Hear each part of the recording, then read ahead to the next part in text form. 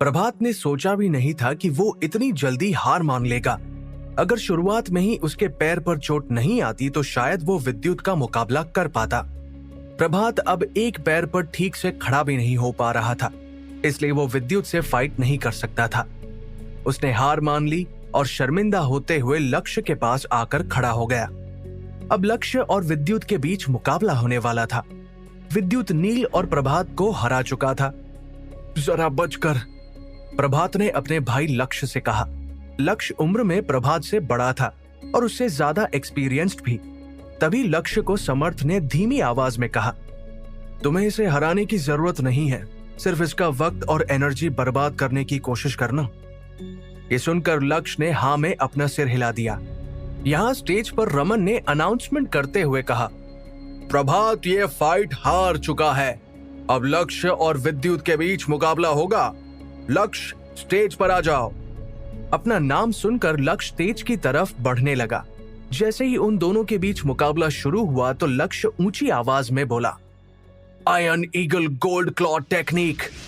लक्ष्य की यह टेक्निक किसी लोहे को भी दो हिस्सों में बांट सकती थी। लक्ष्य को खुद पर अटैक करता हुआ देखकर विद्युत ने स्मोकिंग ट्रांसपेरेंट स्टेप टेक्निक का इस्तेमाल करना सही समझा और फिर देखते ही देखते उसने खुद को लक्ष्य के अटैक से बचा लिया। अब वो दोनों लगातार एक दूसरे पर अटैक कर रहे थे। विद्युत को फाइट के दौरान एक बात तो समझ आ गई थी कि लक्ष्य उसके पहले दो अपोनेंट की तरह बिना रुके किसी भी दिशा में अटैक नहीं कर रहा था। लक्ष्य का टारगेट सिर्फ और सिर्फ विद्युत था। विद्युत को बचता हुआ देखकर प्रभात ने अपने दांत मिसमिसाते हुए कहा, विद्युत तुम मुझसे ज्यादा स्ट्रॉन्ग निकले, लेकिन तुम मेरे भाई को नहीं हरा पाओगे। इस बार लक्ष्य का टारगेट विद्युत की एनर्जी को बर्बाद करना था। लक्ष्य के साथ फाइट करने में अब विद्युत को थोड़ी मुश्किल होने लगी थी। ऐसा नहीं था कि प्रभात और नील स्ट्रॉन्ग प्लेयर्स नहीं थे, लेकिन लक्ष्य के अंदर इस वक्त किसी बात का घमंड नहीं था। वो विद्युत को कोई मामूली प्लेयर नहीं समझ रहा था। प्रभात और नील को लगा था कि वो लोग विद्युत को चुटकियों में हरा देंगे, लेकिन आज विद्युत से हारने के बाद उन्हें पता चल चुका था कि कभी भी अपने अपोनेंट को कमजोर नहीं समझना चाहिए। इसके साथ साथ लक्ष्य का मकसद इस फाइट को जीतना नहीं था, वो तो बस विद्युत को थकाने की कोशिश कर रहा था। लक्ष्य बड़े ध्यान से विद्युत की तरफ देख रहा था और फिर उसने मन ही मन कहा, मैं इसे अपने 10 अटैक्स में हरा सकता हूं। तभी विद्युत पूरी रफ्तार से बढ़ता हुआ लक्ष्य के सामने आकर खड़ा हो गया। लक्ष्य इस वक्त बहुत शांत लग रहा था। ऐसे में विद्युत उसमें खामियां नहीं ढूंढ पा रहा था, इसलिए विद्युत को कोई दूसरा रास्ता ढूंढना होगा। विद्युत अब अपनी टेक्निक्स नहीं बल्कि अपनी ताकत का इस्तेमाल करने वाला था। देखते ही देखते विद्युत ने अपनी इनर स्ट्रेंथ को इकट्ठा करना शुरू कर दिया। अचानक विद्युत को देखकर सब लोग दंग रह गए। विद्युत ने नील और प्रभात के साथ फाइट करने के दौरान अपनी ज्यादा एनर्जी वेस्ट नहीं की थी। उसकी एनर्जी देखकर अचानक लक्ष्य ने कहा, ऐसा कैसे हो सकता है? ये तो अपनी एनर्जी को स्टोर करके रख सकता है। इसकी एनर्जी तो मुझसे भी ज्यादा है। अब नील भी अपने उतरे हुए चेहरे के साथ विद्युत को देख रहा था कि तभी विद्युत ने कहा, one line star finger technique. विद्युत ने अपनी स्टार फिंगर टेक्निक को पूरी ताकत के साथ इस्तेमाल किया। इस बार उसने इस टेक्निक को 4 विंड स्टांसेस के साथ इस्तेमाल नहीं किया था। अचानक विद्युत के हाथ से निकलती हुई रोशनी लक्ष्य की तरफ बढ़ने लगी। विद्युत बिना रुके उस पर हमला कर रहा था। अब धीरे धीरे लक्ष्य के चेहरे पर डर नजर आने लगा था। तभी उसने अपनी पावरफुल टेक्निक का इस्तेमाल करते हुए कहा, लिमिटलेस माउंटेन टेक्निक। इतना कहकर उसने जैसे ही अपने दोनों हाथों को हवा में उठाया तो उसके हाथों से निकलती हुई रोशनी सामने से आती हुई रोशनी के साथ जा टकराई। यह किसी 2 बड़ी समुद्र की लहरों के टकराने जैसा था। इस टकराव से वहां चारों तरफ धूल उड़ने लगी। अब ये फाइट सिर्फ टेक्निक्स की नहीं रह गई थी। वो दोनों इस वक्त अपनी इनर स्ट्रेंथ का इस्तेमाल कर रहे थे। कोई भी पीछे हटने के लिए तैयार नहीं था। लेकिन थोड़ी देर बाद सबने देखा कि लक्ष्य के कदम लड़खड़ाने लगे हैं और वो कुछ कदम पीछे हट गया है। जल्दबाजी में आकर उसने विद्युत पर अटैक तो कर दिया था, लेकिन इस मौके का फायदा उठाते हुए विद्युत ने उसमें खामी ढूंढ ली थी, जिसका विद्युत ने बखूबी फायदा भी उठाया। अब विद्युत के चेहरे पर एक अलग ही मुस्कुराहट नजर आ रही थी। विद्युत ने सोचा कि जब उसकी ट्रिक्स और टेक्निक्स काम नहीं आ रही है तो स्ट्रेंथ जरूर काम आएगी, और उसका ये फैसला बिल्कुल सही था। अब अपने अपोनेंट को कमजोर पड़ता देखकर विद्युत ने कहा, one line star finger technique, tornado stance technique. विद्युत लगातार बिना रुके लक्ष्य पर अटैक करने लगा। उसके हाथ से निकलती हुई तेज रोशनी रुकने का नाम ही नहीं ले रही थी। ये सब देखकर स्टेज के आसपास मौजूद प्लेयर्स के मुंह खुले के खुले रह गए। विद्युत की स्ट्रेंथ देखकर कई प्लेयर्स को लगा कि उसे टॉप 5 में होना चाहिए, और उसने समर्थ को चैलेंज करके कोई गलती नहीं की है। लक्ष्य ने खुद को बचाने की बहुत कोशिश की। वो विद्युत के अटैक्स को थोड़ी देर तक ही ब्लॉक कर पाया, लेकिन इसके बाद अचानक उसके मुंह से खून निकलने लगा। उसने विद्युत का सामना करने की बहुत कोशिश की, लेकिन वो भी आखिर में नील और प्रभात की तरह विद्युत से हार गया। उसका असली मकसद विद्युत की एनर्जी को बर्बाद करना था, लेकिन उसने सोचा नहीं था कि विद्युत एक ही झटके में उसे इतनी बुरी तरह हरा देगा कि उसका सारा प्लान फेल हो जाएगा। हारने के बाद लक्ष्य अपनी नजरें झुकाए स्टेज से नीचे आकर प्रभात के पास खड़ा हो गया और मायूस होते हुए बोला, मैंने अपनी पूरी कोशिश की, लेकिन तभी वहां खड़े समर्थ ने उसके कंधे पर हाथ रखते हुए कहा, तुमने अपना काम कर दिया है। तुम्हें इस तरह मायूस होने की जरूरत नहीं है। तुमसे जितना हो सकता था तुमने उसकी एनर्जी को वेस्ट किया। अब बाकी सब मुझ पर छोड़ दो। विद्युत को तीसरा मुकाबला जीतते हुए देखकर अब वहां मौजूद प्लेयर्स आपस में बातें करने लगे थे।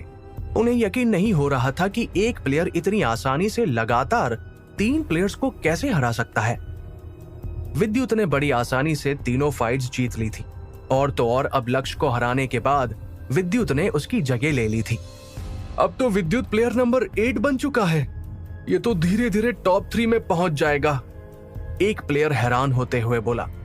तभी रमन ने अनाउंसमेंट करते हुए कहा, अब से विद्युत प्लेयर नंबर 8 कहलाएगा।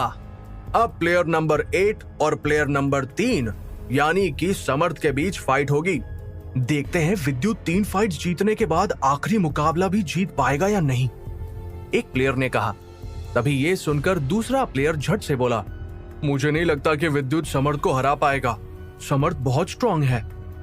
इस पर पहले प्लेयर ने कहा, तुमने देखा नहीं विद्युत कितनी बहादुरी से अपने अपोनेंट का मुकाबला कर रहा है। मैं तो विद्युत की साइड हूं। मुझे लगता है कि वो समर्थ को कड़ी टक्कर दे सकता है। मेरे लिए तो विद्युत ही चैंपियन है। क्या विद्युत समर्थ को हरा पाएगा? समर्थ विद्युत का सबसे स्ट्रॉन्गेस्ट कंपेटिटर था। प्लेयर नंबर 3 होने के नाते उसकी गिनती एक्स्ट्रा ऑर्डिनरी प्लेयर्स में ही होने लगी थी। इतना ही नहीं बल्कि समर्थ तो खुद से ज्यादा ताकतवर प्लेयर्स को भी चैलेंज कर चुका था। जैसे ही अनाउंसमेंट होने के बाद समर्थ स्टेज पर आया तो उसने विद्युत को घूरते हुए कहा, तुम मुझसे बच नहीं पाओगे। समर्थ दिखने में बहुत ही मस्कुलर था। उसके चेहरे पर इस वक्त हल्की सी मुस्कुराहट थी। उसने स्टेज पर आते ही अपनी शर्ट उतार दी, जिसकी वजह से लोग उसकी मस्कुलर बॉडी को देख पा रहे थे। वो किसी खूंखार शेर की तरह लग रहा था। अब वहां का माहौल धीरे धीरे गर्माने लगा था। ये देखकर दूसरे प्लेयर्स ने एक गहरी सांस ली। उनकी आंखों में इस वक्त डर नजर आ रहा था। जैसे ही विद्युत ने समर्थ को ऊपर से नीचे तक स्कैन किया तो वो धीमी आवाज में बड़बड़ाया, इसकी ताकत को किसी खूंखार जानवर से कंपेयर किया जा सकता है। ये सोचकर ही विद्युत के दिल की धड़कनें बढ़ने लगी थी। पिछले कुछ दिनों में समर्थ की ताकत भी बढ़ चुकी थी। विद्युत अपनी चमकती हुई आंखों से समर्थ के अंदर दबा हुआ गुस्सा साफ देख पा रहा था। समर्थ और विद्युत दोनों ही बॉडी स्ट्रेंथनिंग को ज्यादा अहमियत दे रहे थे। समर्थ बहुत पहले ही एक्स्ट्रा ऑर्डिनरी सब्स्टिट्यूट प्लेयर्स में अपनी जगह बना चुका था। अच्छे रिसोर्सेज और टेक्निक्स के साथ प्रैक्टिस करने पर वो पहले से ज्यादा ताकतवर भी हो गया था। अगर वो और मेहनत करें तो हो सकता है कि वो पहला ऐसा ऑर्डिनरी प्लेयर बन जाए जिसने टॉप 20 प्लेयर्स में से एक्स्ट्रा ऑर्डिनरी प्लेयर्स में अपनी जगह बनाई हो। मुकाबला शुरू होने पर समर्थ धीरे धीरे विद्युत की तरफ अपने कदम बढ़ा रहा था। फिर देखते ही देखते उन दोनों के बीच फाइट शुरू हो गई। तभी समर्थ ने गोल्डन मेटल फिस्ट टेक्निक का इस्तेमाल करते हुए विद्युत पर अटैक कर दिया। समर्थ की स्पीड देखकर विद्युत के चेहरे के एक्सप्रेशंस बदल गए। उसे देखकर सब लोग हैरान रह गए। वो अपनी इस टेक्निक के साथ किसी भी ब्लैक बेल्ट प्लेयर की जान ले सकता था। खतरे को अपनी तरफ आता हुआ देखकर अचानक विद्युत ने silver ball mountain opening technique का इस्तेमाल किया और फिर देखते ही देखते जैसे ही विद्युत ने अपना हाथ आगे बढ़ाया तो वो दोनों खूंखार शेर की तरह एक दूसरे से लड़ने लगे। उन दोनों के टकराने की आवाज इतनी तेज थी कि वहां मौजूद प्लेयर्स के कान सुन पड़ने लगे थे। पहले ही अटैक में वहां की जमीन में हल्की दरारें पड़ने लगी थी। विद्युत कम से कम 10 कदम पीछे हट गया और खुद को संभालने की कोशिश करने लगा। यहाँ समर्थ भी विद्युत के अटैक की वजह से कुछ कदम पीछे हट चुका था। फाइट की शुरुआत में ही सबको पता चल चुका था कि कौन किस पर भारी पड़ रहा है, लेकिन विद्युत को पूरी बहादुरी के साथ मुकाबला करता हुआ देखकर सब दंग रह गए। वो इतने ताकतवर प्लेयर के सामने अब तक टिका हुआ था। ये बात सबको हैरान कर रही थी। सभी प्लेयर्स इस वक्त विद्युत के बारे में ही बातें कर रहे थे। क्या विद्युत समर्थ का मुकाबला कर पाएगा? क्या वो खुद से ज्यादा स्ट्रॉन्ग प्लेयर को हरा पाएगा? क्या फाइट देखने के बाद अब सभी प्लेयर्स विद्युत के बारे में बातें करने लगे। मुझे तो लगता था कि विद्युत इस अटैक के बाद हार मान लेगा, लेकिन उसने तो बड़ी बहादुरी के साथ समर्थ का सामना कर लिया। एक प्लेयर ने कहा, लगता है विद्युत ही समर्थ की तरह बॉडी स्ट्रेंथनिंग पर फोकस कर रहा है। दूसरे प्लेयर ने कहा, किसी को विद्युत की ऐसी परफॉर्मेंस की उम्मीद नहीं थी। इस वक्त वहां मौजूद सब लोग में से सबसे ज्यादा हैरान समर्थ था। वो जानता था कि बॉडी स्ट्रेंथनिंग टेक्निक सीखना कितना मुश्किल काम है। वो समझ नहीं पा रहा था कि 14 साल का लड़का अभी से इतना ताकतवर कैसे हो सकता है। विद्युत और समर्थ की उम्र में करीब 10 साल का फर्क था। समर्थ 24 या 25 साल का था। यहाँ दूसरी तरफ विद्युत इतने स्ट्रॉन्ग प्लेयर से मुकाबला करने के बावजूद भी बिल्कुल शांत लग रहा था। वो इस वक्त अपनी इनर स्ट्रेंथ को इकट्ठा करने की कोशिश कर रहा था। मैंने सोचा नहीं था कि तुम भी बॉडी स्ट्रेंथनिंग टेक्निक सीख रहे हो, और तो और अपनी टेक्निक्स को तुम हाई लेवल पर पहुंचा चुके हो, लेकिन इसका कोई फायदा नहीं है। तुम आज ये फाइट हारने वाले हो, समर्थ ने कहा। ये कहते ही एक बार फिर समर्थ के चेहरे पर गुस्सा दिखाई देने लगा। समर्थ विद्युत के नजदीक आ रहा था। विद्युत को इस वक्त ऐसा महसूस हो रहा था कि कोई खूंखार जानवर धीरे धीरे उसकी तरफ ही बढ़ रहा हो। समर्थ की ताकत देखकर विद्युत के दिल की धड़कनें भी बढ़ने लगी थी। तभी समर्थ ने बॉडी स्ट्रेंथनिंग टेक्निक को अपनी इनर स्ट्रेंथ के साथ इस्तेमाल करते हुए कहा, gold bronze casting body technique. ये कहते ही अचानक उसका शरीर सोने की तरह चमकने लगा। तभी विद्युत ने कहा, small gold metal fist technique. अगर विद्युत वक्त रहते ही समर्थ को ब्लॉक करने के लिए एक ताकतवर टेक्निक का इस्तेमाल नहीं करेगा तो वो समर्थ के एक ही मूव में हार जाएगा। विद्युत इस वक्त अपनी शक्तियों का इस्तेमाल कर रहा था। जैसे ही समर्थ ने विद्युत पर अटैक किया तो बिजली जैसी तेज रोशनी विद्युत की तरफ बढ़ने लगी।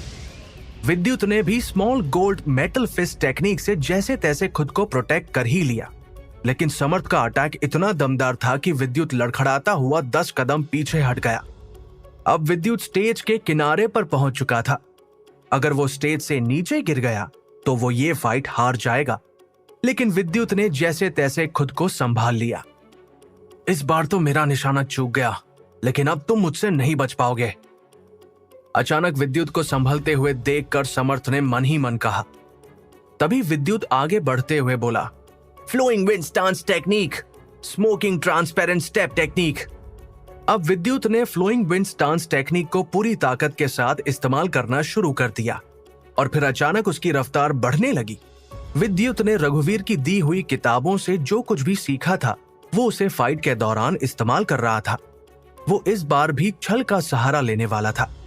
वो बिल्कुल मेमोरी टेस्ट में दिखाई जाने वाली पिक्चर की तरह बार बार अपने एक्शन को बदल रहा था, जिस वजह से समर्थ का निशाना कई बार चूक गया। समर्थ गोल्ड ब्रॉन्ज कास्टिंग बॉडी का इस्तेमाल करते हुए विद्युत पर अटैक कर रहा था, लेकिन विद्युत अब अपनी चमकती हुई आंखों से उसमें खामियां ढूंढने की कोशिश करने लगा। जैसे ही समर्थ ने एक बार फिर विद्युत पर अटैक किया तो विद्युत कुछ कदम पीछे हट गया। इस बार विद्युत को उसके शरीर पर छोटी मोटी चोट आई थी। समर्थ इस वक्त बहुत गुस्से में लग रहा था। वो बिना रुके विद्युत पर अटैक करता जा रहा था। हैया, हैया। अब विद्युत के पास उसके अटैक से बचने के अलावा और कोई रास्ता नहीं था। विद्युत को समर्थ में कोई कमी नजर नहीं आ रही थी। देखता हूं अब तुम और कितनी देर मैदान में टिके रहते हो, समर्थ हंसते हुए बोला। वो इस वक्त विद्युत को घूरते हुए देख रहा था। विद्युत माइक्रोस्टेप टेक्निक का इस्तेमाल करके एक जगह से दूसरी जगह जा रहा था, लेकिन समर्थ भी कुछ कम नहीं था। वो यूं ही हवा में तीर नहीं छोड़ना चाहता था। वो बड़ी चालाकी से असली विद्युत पर अटैक करके ये फाइट जल्द से जल्द खत्म करना चाहता था। अब समर्थ को एक के बजाय अनगिनत विद्युत दिखाई देने लगे थे, लेकिन फिर भी वो बहुत शांत लग रहा था। वो एक ही जगह पर खड़े रहकर विद्युत पर अटैक करने की कोशिश करने लगा। ये सही मौका है, मैं अब समर्थ पर अटैक कर सकता हूं, विद्युत ने मन ही मन कहा, और फिर उसने अचानक स्टार फिंगर टेक्निक का इस्तेमाल करते हुए समर्थ पर अटैक कर दिया। हैया! लेकिन स्टार फिंगर टेक्निक को पूरी ताकत के साथ इस्तेमाल करने के बावजूद भी विद्युत के हाथ से निकलती हुई रोशनी समर्थ का कुछ बिगाड़ नहीं पाई। ये देखकर समर्थ ने हंसते हुए कहा, बस इतना ही। अब विद्युत के माथे से पसीना टपकने लगा था। विद्युत इस वक्त थोड़ा परेशान लग रहा था। इसी मौके का फायदा उठाकर समर्थ ने small gold metal fist technique का इस्तेमाल करते हुए विद्युत पर अटैक करने के लिए अपना हाथ आगे बढ़ा दिया। लेकिन तभी विद्युत ने सिल्वर एयर बैरियर टेक्निक का इस्तेमाल किया ताकि वो खुद को समर्थ के अटैक से बचा सके। Silver air barrier technique silver wall technique की ही एक डिफेंसिव स्किल है, जिसे प्लेयर्स खुद को प्रोटेक्ट करने के लिए इस्तेमाल करते हैं। इस टेक्निक का इस्तेमाल करने पर अचानक विद्युत के शरीर के आसपास एक चमकदार सुरक्षा कवच बन गया था। जैसे ही समर्थ ने उस सुरक्षा कवच पर अटैक किया, तो सुरक्षा कवच से आने वाली रोशनी धीरे धीरे धुंधली पड़ने लगी। अब विद्युत को खुद पर एक प्रेशर सा महसूस हो रहा था। उसने रिटर्निंग ब्रेथ टेक्निक का इस्तेमाल करना शुरू कर दिया, लेकिन तभी देखते ही देखते सुरक्षा कवच टूट गया, जिस वजह से विद्युत को एक जोरदार झटका लगा और वो हवा में उड़ता हुआ दूर जा गिरा। लेकिन इस बार भी विद्युत ने खुद को स्टेज से नीचे गिरने से बचा लिया और फिर वो स्मोकिंग ट्रांसपेरेंट स्टेप टेक्निक का इस्तेमाल करते हुए वापस अपनी जगह पर आकर खड़ा हो गया। शुरुआत से लेकर अब तक विद्युत को स्पीड के मामले में कोई मात नहीं दे पा रहा था। अगर विद्युत चाहता तो बिना हारे आखिर तक टिका रह सकता था, लेकिन वो इस मैच को ड्रॉ नहीं करना चाहता था। इसलिए विद्युत ने अपने हाथ की मुट्ठी बनाते हुए कहा, बस अब बहुत हो गया, मैं कब तक इस तरह खुद को डिफेंड करता रहूंगा। इतना कहने के बाद विद्युत ने आगे बढ़ते हुए कहा, star finger technique, tornado stance technique. ये देखकर समर्थ ने कहा, small gold metal fist, silver wall mountain opener technique. Vidyut Samarth पर अटैक कर रहा था और समर्थ उसके अटैक से खुद को ब्लॉक करने की कोशिश करने लगा। ये देखकर सब हैरान रह गए। विद्युत की स्ट्रेंथ को समर्थ की स्ट्रेंथ के साथ कंपेयर किया जा सकता है, एक प्लेयर झट से बोला। देखो तो जरा ये खुद से ताकतवर प्लेयर पर कितनी बहादुरी के साथ अटैक कर रहा है, दूसरे प्लेयर ने कहा। मुझे तो लगता है कि विद्युत इस वक्त अपनी स्पीड का पूरा फायदा उठा रहा है, पहले प्लेयर ने कहा। तुम सही कह रहे हो, स्पीड के मामले में विद्युत सभी ऑर्डिनरी प्लेयर्स को मात दे सकता है। भले ही विद्युत आज ये फाइट हार जाए, लेकिन उसने अपनी स्पीड और टेक्निक से सबको हैरान कर दिया था। किसी ने भी आज से पहले ऐसी फाइट नहीं देखी थी। सब लोग बिना पल के झपकाए विद्युत और समर्थ को ही देख रहे थे। विद्युत पूरी बहादुरी और चालाकी के साथ समर्थ का सामना कर रहा था। करीब 10 अटैक्स में से समर्थ विद्युत पर 4 या 5 बार ही अटैक करने में कामयाब हो पाया था। उन्हें एक दूसरे पर अटैक करते हुए बहुत वक्त हो चुका था। करीब 20 मिनट तक फाइट करने के बाद भी वो दोनों किसी नतीजे पर नहीं पहुंच पाए। कोई भी हार मानने के लिए तैयार नहीं था और फिर विद्युत ने tornado stance, mysterious wind palm technique का इस्तेमाल करना शुरू कर दिया। अचानक वो हवा में उछलते हुए समर्थ पर अटैक करने लगा। ऐसा लग रहा था मानो वो हवा में फ्लोट कर रहा हो। उसके हाथ से निकलती हुई रोशनी अब लगातार तेज होती चली जा रही थी। ये मूव तो, अचानक अर्णव ने कहा। वो विद्युत का फाइटिंग स्टाइल देखकर थोड़ा दंग रह गया था। विद्युत ने इस टेक्निक को उसके साथ फाइट में इस्तेमाल किया था, लेकिन अब विद्युत का अटैक पहले से भी ज्यादा स्ट्रॉन्ग लग रहा था। विद्युत को अपनी तरफ बढ़ता हुआ देखकर समर्थ ने एक बार फिर डिफेंसिव और ऑफेंसिव स्किल का इस्तेमाल करते हुए कहा, गोल्ड मेटल स्काई पोल टेक्निक। और फिर देखते ही देखते उसने अपने दोनों हाथों को हवा में उठा लिया। उन दोनों के ही अटैक जानलेवा थे। वो दोनों लगातार एक दूसरे पर अटैक कर रहे थे।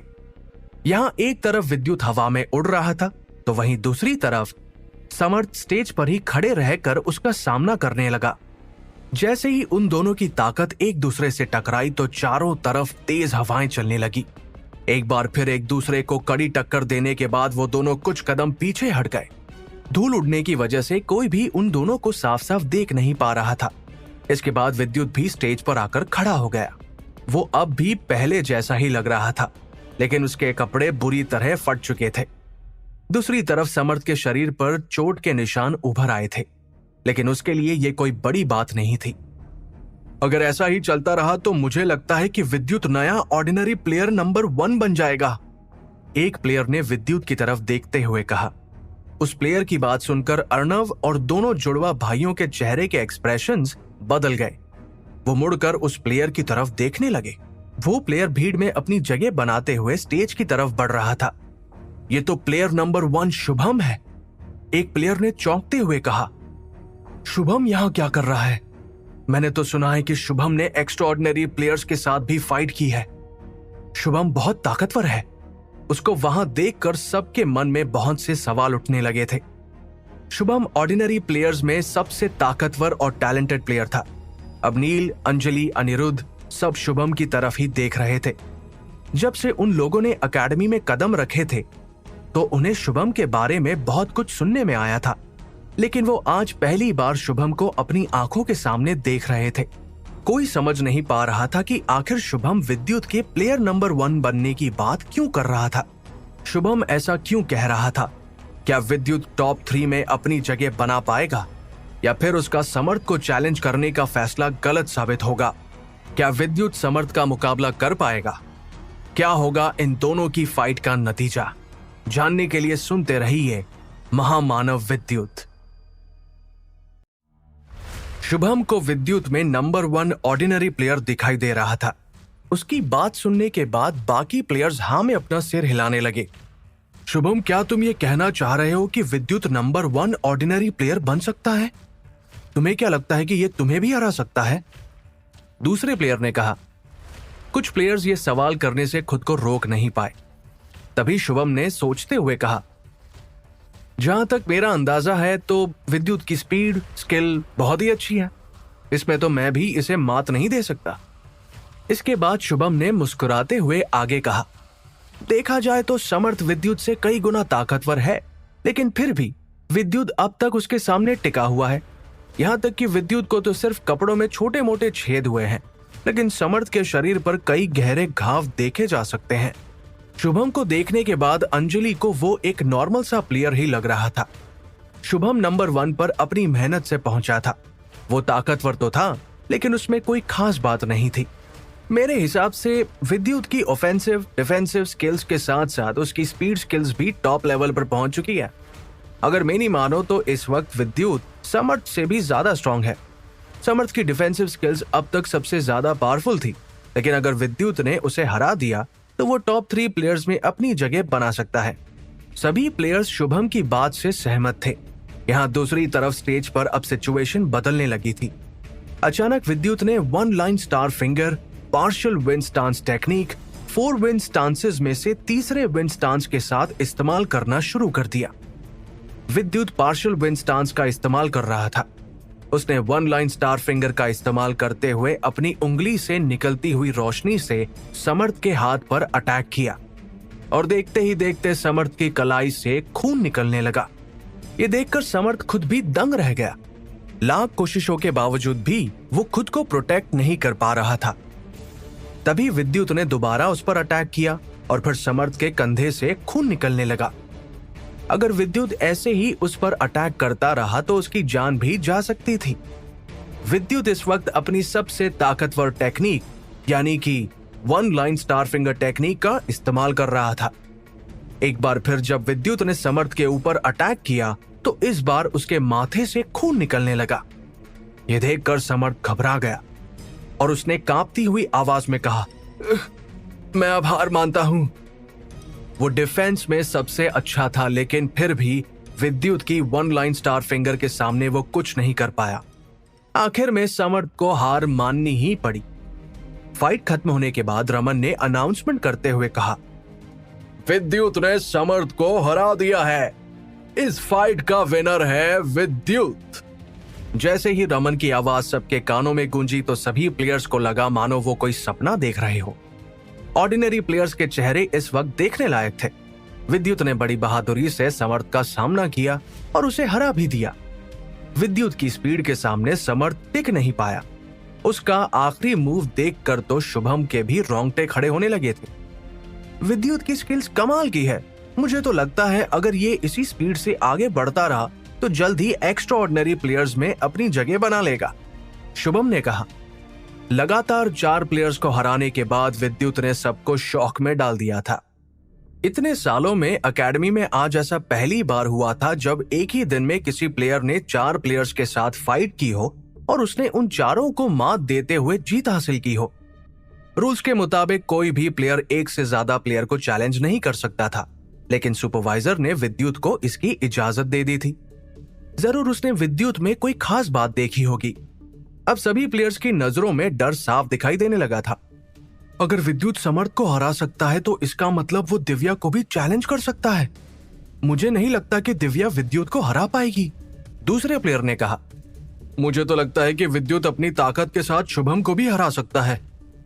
अब चारों तरफ समर्थ की हार और विद्युत की जीत के बारे में बातें होने लगी थी। भले ही समर्थ और दिव्या की स्ट्रेंथ के बीच ज्यादा फर्क नहीं था, लेकिन एक बार जब समर्थ ने दिव्या को फाइट के लिए चैलेंज किया था तो वो भी उसके डिफेंस के सामने टिक नहीं पाया था। सब आपस में फुसफुसा रहे थे। किसी में भी ये बातें जोर से बोलने की हिम्मत नहीं थी। टॉप 20 ऑर्डिनरी प्लेयर्स को एक्स्ट्रा ऑर्डिनरी प्लेयर्स का सब्स्टिट्यूट भी कहा जाता है और शुभम ने तो एक बार एक्स्ट्रा ऑर्डिनरी प्लेयर को चैलेंज भी कर दिया था। दिव्या और समर्थ के बीच ज्यादा फर्क नहीं था। मुकाबला खत्म होते ही एक लड़की ने गहरी सांस ली और कहा, हाँ, मैं हार मानती हूँ। मैं विद्युत से जीत नहीं पाऊंगी। ये लड़की और कोई नहीं बल्कि दिव्या ही थी। दिव्या इस वक्त वहां खड़ी विद्युत को ही देख रही थी। विद्युत और समर्थ की फाइट देखने के बाद उसने खुद ही हार मान ली। अगर स्पीड और विद्युत की चालाकी की बात की जाए तो वो आसानी से प्लेयर नंबर 1 की जगह ले सकता था। उसकी ऑफेंसिव स्किल्स भी वहां मौजूद बहुत से स्ट्रॉन्ग प्लेयर से कई गुना बेहतर थी। अगर विद्युत चाहे तो वो शुभम को चैलेंज करके उसे हरा सकता था। वो बॉडी स्ट्रेंथनिंग टेक्निक से शुभम से कुछ कदम ही पीछे था। ये सब बातें सोचकर दिव्या को घबराहट होने लगी थी। दिव्या की डिफेंसिव स्किल्स समर्थ जितनी स्ट्रॉन्ग नहीं थी। अगर इस वक्त वो समर्थ की जगह होती तो और भी बुरी तरह विद्युत से हार जाती। लेकिन समर्थ और दिव्या दोनों को यकीन था कि शुभम विद्युत को हरा देगा। विद्युत, तुम बहुत स्ट्रॉन्ग हो। मेरे हिसाब से तो तुम्हें नंबर 1 ऑर्डिनरी प्लेयर बनना चाहिए, अचानक शुभम ने मुस्कुराते हुए कहा। शुभम की बात सुनकर सभी प्लेयर्स हैरान होते हुए उसकी तरफ देखने लगे। आखिर ये सब हो क्या रहा है? शुभम ऐसा क्यों कह रहा है? क्या शुभम ने भी विद्युत से बिना फाइट किए हार मान ली? एक प्लेयर हड़बड़ाते हुए बोला। तभी समर्थ ने कहा, शुभम, अभी तक तुमने विद्युत के साथ मुकाबला भी नहीं किया। तुम इसे नंबर 1 ऑर्डिनरी प्लेयर कैसे कह सकते हो? समर्थ ये बात मानने के लिए तैयार नहीं था।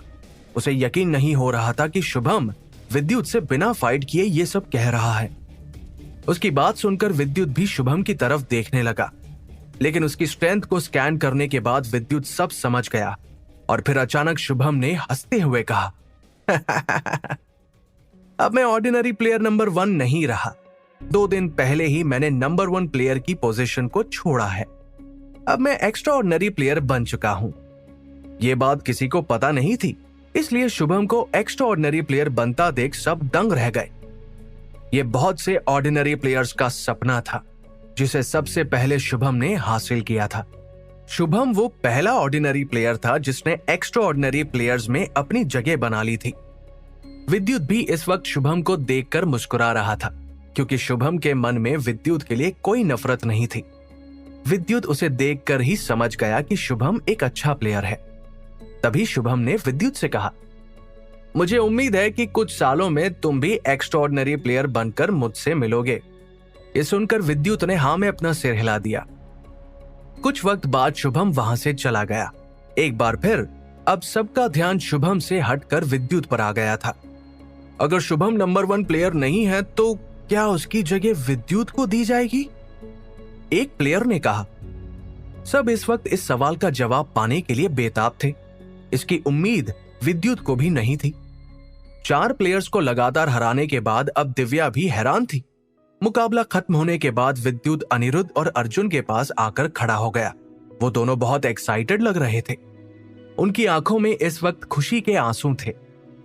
अंजलि भी विद्युत को ही देख रही थी। एक बार फिर विद्युत ने उसकी उम्मीद से भी अच्छा परफॉर्म किया था। अब शुभम वहां से जा चुका था। प्लेयर नंबर 1 की जगह अब भी खाली थी, जिसके लिए प्लेयर्स के बीच मुकाबला होना बाकी था। तभी दिव्या रमन के पास आई और उसके कान में फुसफुसाते हुए कुछ कहने लगी। उसकी बात सुनकर रमन ने हाँ में अपना सिर हिला दिया और विद्युत को अपने पास बुलाया। कोई भी विद्युत के साथ फाइट करने के लिए तैयार नहीं था। सब उससे घबरा रहे थे। रूल्स के मुताबिक दिव्या ने पहले ही हार मान ली थी। अब विद्युत प्लेयर नंबर 3 से प्लेयर नंबर 2 बन चुका था। इसलिए रमन ने उसे अपने पास बुलाकर मुस्कुराते हुए कहा, विद्युत, दिव्या तुम्हारी जितनी स्ट्रांग नहीं है, इसलिए तुम्हें नंबर 1 ऑर्डिनरी प्लेयर बनाया जाता है। अब से तुम्हें एकेडमी में बेस्ट ट्रीटमेंट दिया जाएगा। यह सुनकर विद्युत दिव्या की तरफ देखने लगा। तभी दिव्या ने उसे समझाते हुए कहा, विद्युत, मुझे नहीं लगता कि मैं तुम्हारा मुकाबला कर सकती हूं, लेकिन यह मत समझना कि मैंने तुमसे हार मान ली है। अभी मैं तुम्हारे साथ फाइट करने के लिए तैयार नहीं हूं, लेकिन जल्द ही मैं अपने हिस्से की पोजीशन तुमसे छीन लूंगी। ये कहने के बाद दिव्या भी वहां से चली गई। अब विद्युत नंबर 1 ऑर्डिनरी प्लेयर बन चुका था, इसलिए उसे एक बड़े से रूम में शिफ्ट कर दिया गया, जहां उसे स्पेशल फैसिलिटीज भी मिलने वाली थी। अब विद्युत को हर महीने 10 कॉइन्स मिला करेंगे, जिनसे वो जो चाहे वो खरीद सकता था। विद्युत के जीतने के बाद अंजलि उसके पास आई और बोली, मेरे हिसाब से अब तुम 3 दिन के अंदर लाइब्रेरी से अपने लिए मनचाही टेक्निक की किताब चुन सकते हो। मुझे नहीं लगता है कि अब कुछ दिन तक कोई भी तुम्हें चैलेंज करने की हिम्मत करेगा। ये सुनते ही विद्युत एक्साइटेड हो गया। विद्युत हर्षित की रिपलिंग टेक्निक को सीखना चाहता था। आखिरकार उसे अब ये मौका मिल ही गया। टॉप 3 प्लेयर्स को एक्स्ट्रा ऑर्डिनरी प्लेयर्स को प्रोवाइड की जाने वाली फैसिलिटीज भी दी जाती थी, जिनमें वो लाइब्रेरी भी शामिल थी, जहां सिर्फ एक्स्ट्रा ऑर्डिनरी प्लेयर्स को ही जाने की इजाजत थी। विद्युत अच्छी तरह जानता था कि वहां उसे रिपलिंग टेक्निक की किताब जरूर मिलेगी। इस टेक्निक से हर्षित ने एक ही अटैक में 5 प्लेयर्स को मात दी थी। अगर आने वाले 3 दिन में किसी भी प्लेयर ने विद्युत को चैलेंज नहीं किया तो विद्युत आसानी से लाइब्रेरी से जाकर अपनी मनचाही किताब चुन सकता था। नंबर 1 प्लेयर बनने के बाद विद्युत अब आगे न जाने क्या करेगा। क्या वो शिवा का मकसद पूरा करने में कामयाब हो पाएगा? अंजलि की बात सुनकर विद्युत खुश हो गया, क्योंकि वो लाइब्रेरी से अपने लिए मिडिल लेवल की किताब चुन सकता था। ये लाइब्रेरी उस बिना नींव की बनी बिल्डिंग के अंदर थी, जहां बिना परमिशन के कोई नहीं जा सकता था। अब विद्युत की आंखों में उम्मीद नजर आने लगी थी। इतना ही नहीं, उसे वो जादुई तालाब भी याद था। अगर उसने टास्क पूरा कर लिया तो वो उस तालाब का पानी पी सकता था। मुकाबला खत्म होने के बाद विद्युत और बाकी सभी प्लेयर्स अपने अपने रूम में आ गए। अब विद्युत एक नए आलीशान प्लेयर नंबर 1 के रूम में रहने वाला था। उसने अपना सामान कुछ ही घंटों में शिफ्ट भी कर लिया। विद्युत रघुवीर की दी गई 7 किताबों को जल्द से जल्द पढ़कर खत्म करना चाहता था, ताकि वो उस जादुई तालाब का पानी पी सके। विद्युत 2 मैरो क्लेंजिंग पिल्स पहले ही इस्तेमाल कर चुका था, जिसकी वजह से उसे बहुत फायदा हुआ था। अगले 10 दिनों में वो सिल्वर वॉल टेक्निक के 9th लेवल के पीक पर पहुंच जाएगा। अब विद्युत को हर जगह स्पेशल ट्रीटमेंट मिलने लगा था। इस बार जब वो अर्जुन और अनिरुद्ध से मिलने के लिए अपने रूम से बाहर निकला तो सभी प्लेयर्स उसकी तरफ देखकर मुस्कुरा रहे थे। सब विद्युत से उसका हालचाल भी पूछ रहे थे। इतना ही नहीं, बल्कि विद्युत से उम्र में बड़े प्लेयर्स भी उसके साथ बहुत अच्छे से पेश आ रहे थे। विद्युत ने अपनी उम्मीद से भी अच्छा परफॉर्म करके बहुत कम वक्त में ये मुकाम हासिल कर लिया था। जब विद्युत अर्जुन और अनिरुद्ध से मिला तो अर्जुन ने मुस्कुराते हुए कहा, विद्युत, अब कोई प्लेयर हमें तंग करने से पहले 100 बार सोचेगा। विद्युत के दोस्त होने के नाते अब अर्जुन और अनिरुद्ध के दिन अकेडमी में शांति से बीतने लगे थे। अर्जुन और अनिरुद्ध इस वक्त बहुत खुश दिखाई दे रहे थे, लेकिन इसके साथ साथ अर्जुन थोड़ा परेशान भी था। इसलिए जब वो विद्युत से मिला तो उसने सोचते हुए कहा, विद्युत, पिछली बार कुछ वक्त से तुम्हारी परफॉर्मेंस में बहुत बदलाव आया है। अगर इस बारे में रणविजय सर को पता चल गया तो हम क्या करेंगे? अभी मैं एक ऑर्डिनरी प्लेयर ही हूं। मुझे नहीं लगता कि रणविजय सर मुझ पर ध्यान देंगे। अगर मैंने एक्स्ट्रा ऑर्डिनरी प्लेयर्स में अपनी जगह बना ली तो मुझे पूरा यकीन है कि मैं रणविजय सर का ध्यान अपनी तरफ खींच सकता हूं, विद्युत ने पूरे कॉन्फिडेंस के साथ कहा। देखते ही देखते 3 दिन भी पलक झपकते ही बीत गए और किसी प्लेयर ने विद्युत को चैलेंज करने की हिम्मत तक नहीं की थी। दिव्या, जो कि प्लेयर नंबर 2 थी, और समर्थ नंबर 3 दोनों अच्छी तरह जानते थे कि वो विद्युत का मुकाबला नहीं कर पाएंगे। इसलिए विद्युत ने देरी ना करते हुए लाइब्रेरी जाने का फैसला लिया। अर्जुन और अनिरुद्ध को मिलने के बाद विद्युत ने उस बिना नींव पर टिकी हुई बिल्डिंग में जाने के लिए एक फॉर्म फिल कर दिया। इस बिल्डिंग में जाने से पहले किसी भी प्लेयर को हायर अथॉरिटीज की परमिशन लेनी पड़ती थी। जैसे ही हायर अथॉरिटीज को विद्युत का फॉर्म मिला तो उसमें किसी को कोई खामी नजर नहीं आई। उल्टा सब लोग उसकी परफॉर्मेंस से बहुत खुश थे। इसलिए विद्युत के एप्लीकेशन फॉर्म को पास कर दिया गया। एप्लीकेशन पास होने के बाद प्लेयर को एक टोकन दिया जाता है, जिसे प्लेयर सिर्फ एक बार ही इस्तेमाल कर सकते हैं। विद्युत फॉर्म फिल करने के बाद बेसब्री से अप्रूवल आने का इंतजार कर रहा था कि तभी रमन एक सिल्वर कलर का टोकन लेकर उसके पास आया और बोला, विद्युत, इस टोकन को तुम सिर्फ एक बार ही इस्तेमाल कर सकते हो। इससे तुम आसानी से एकेडमी की उस रहस्यमय बिल्डिंग में जा सकोगे जो इतने सालों बाद भी बिना किसी नींव के अब तक टिकी हुई है। वो कोई मामूली जगह नहीं है। उस बिल्डिंग के अंदर बनी लाइब्रेरी में किसी को जाने की इजाजत नहीं है। रूल्स के मुताबिक एक्स्ट्रा ऑर्डिनरी प्लेयर्स भी एक मुकाम पर पहुंचने के बाद ही उस लाइब्रेरी में जा सकते हैं। एक दिन में 4 फाइट्स जीतने की वजह से एकेडमी ने यह फैसला लिया है कि तुम वहां जाकर अपनी मनचाही किताब चुन सकते हो। विद्युत की नजर उस रहस्यमय बिल्डिंग पर कई दिनों से थी। रमन की बात सुनकर विद्युत के चेहरे पर एक बड़ी सी मुस्कुराहट आ गई। रूल्स के मुताबिक एक्स्ट्रा ऑर्डिनरी प्लेयर्स भी इस रहस्यमय बिल्डिंग में सिर्फ एक बार जा सकते थे। विद्युत वो पहला प्लेयर था जो एक्स्ट्रा ऑर्डिनरी प्लेयर ना होने के बावजूद भी इस लाइब्रेरी में जा रहा था। ये ऑर्डिनरी प्लेयर्स के लिए बहुत गर्व की बात थी। फ्यूचर वॉरियर एकेडमी में एक्स्ट्रा ऑर्डिनरी प्लेयर्स को भी अलग अलग कैटेगरीज में डिवाइड किया गया था। उनमें से कुछ ही प्लेयर्स सिर्फ एक बार टोकन का इस्तेमाल करके इस लाइब्रेरी में जा सकते थे।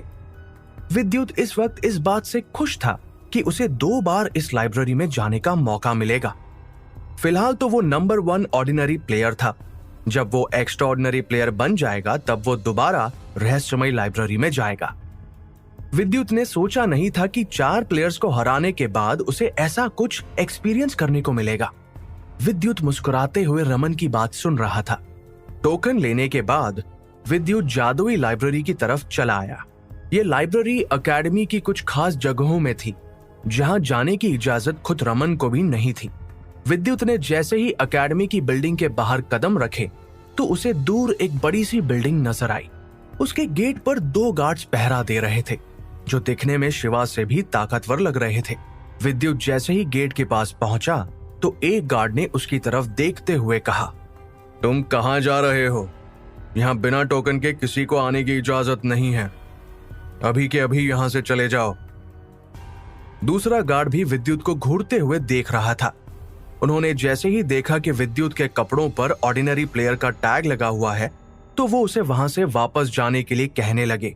तभी विद्युत ने अपना टोकन निकालते हुए कहा, मेरे पास अंदर जाने का टोकन है। ये मुझे हायर अथॉरिटीज ने दिया है। उस टोकन को देखकर गार्ड के चेहरे के एक्सप्रेशंस बदल गए और फिर उन्होंने विद्युत को बड़े प्यार से कहा, तुम अंदर जा सकते हो। 14 साल की उम्र के प्लेयर को वो लोग आज पहली बार इस बिल्डिंग के अंदर जाते हुए देख रहे थे, जिसकी वजह से दोनों गार्ड्स हैरान रह गए। मुझे तो यकीन नहीं हो रहा है कि ये नंबर 1 ऑर्डिनरी प्लेयर है।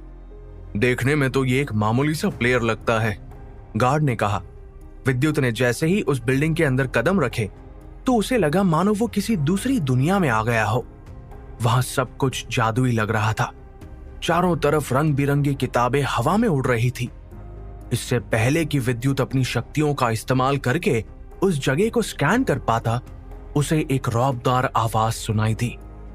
अपना टोकन दिखाओ। वो आवाज सुनकर विद्युत ने टोकन हाथ में पकड़कर अपना हाथ हवा में उठा लिया।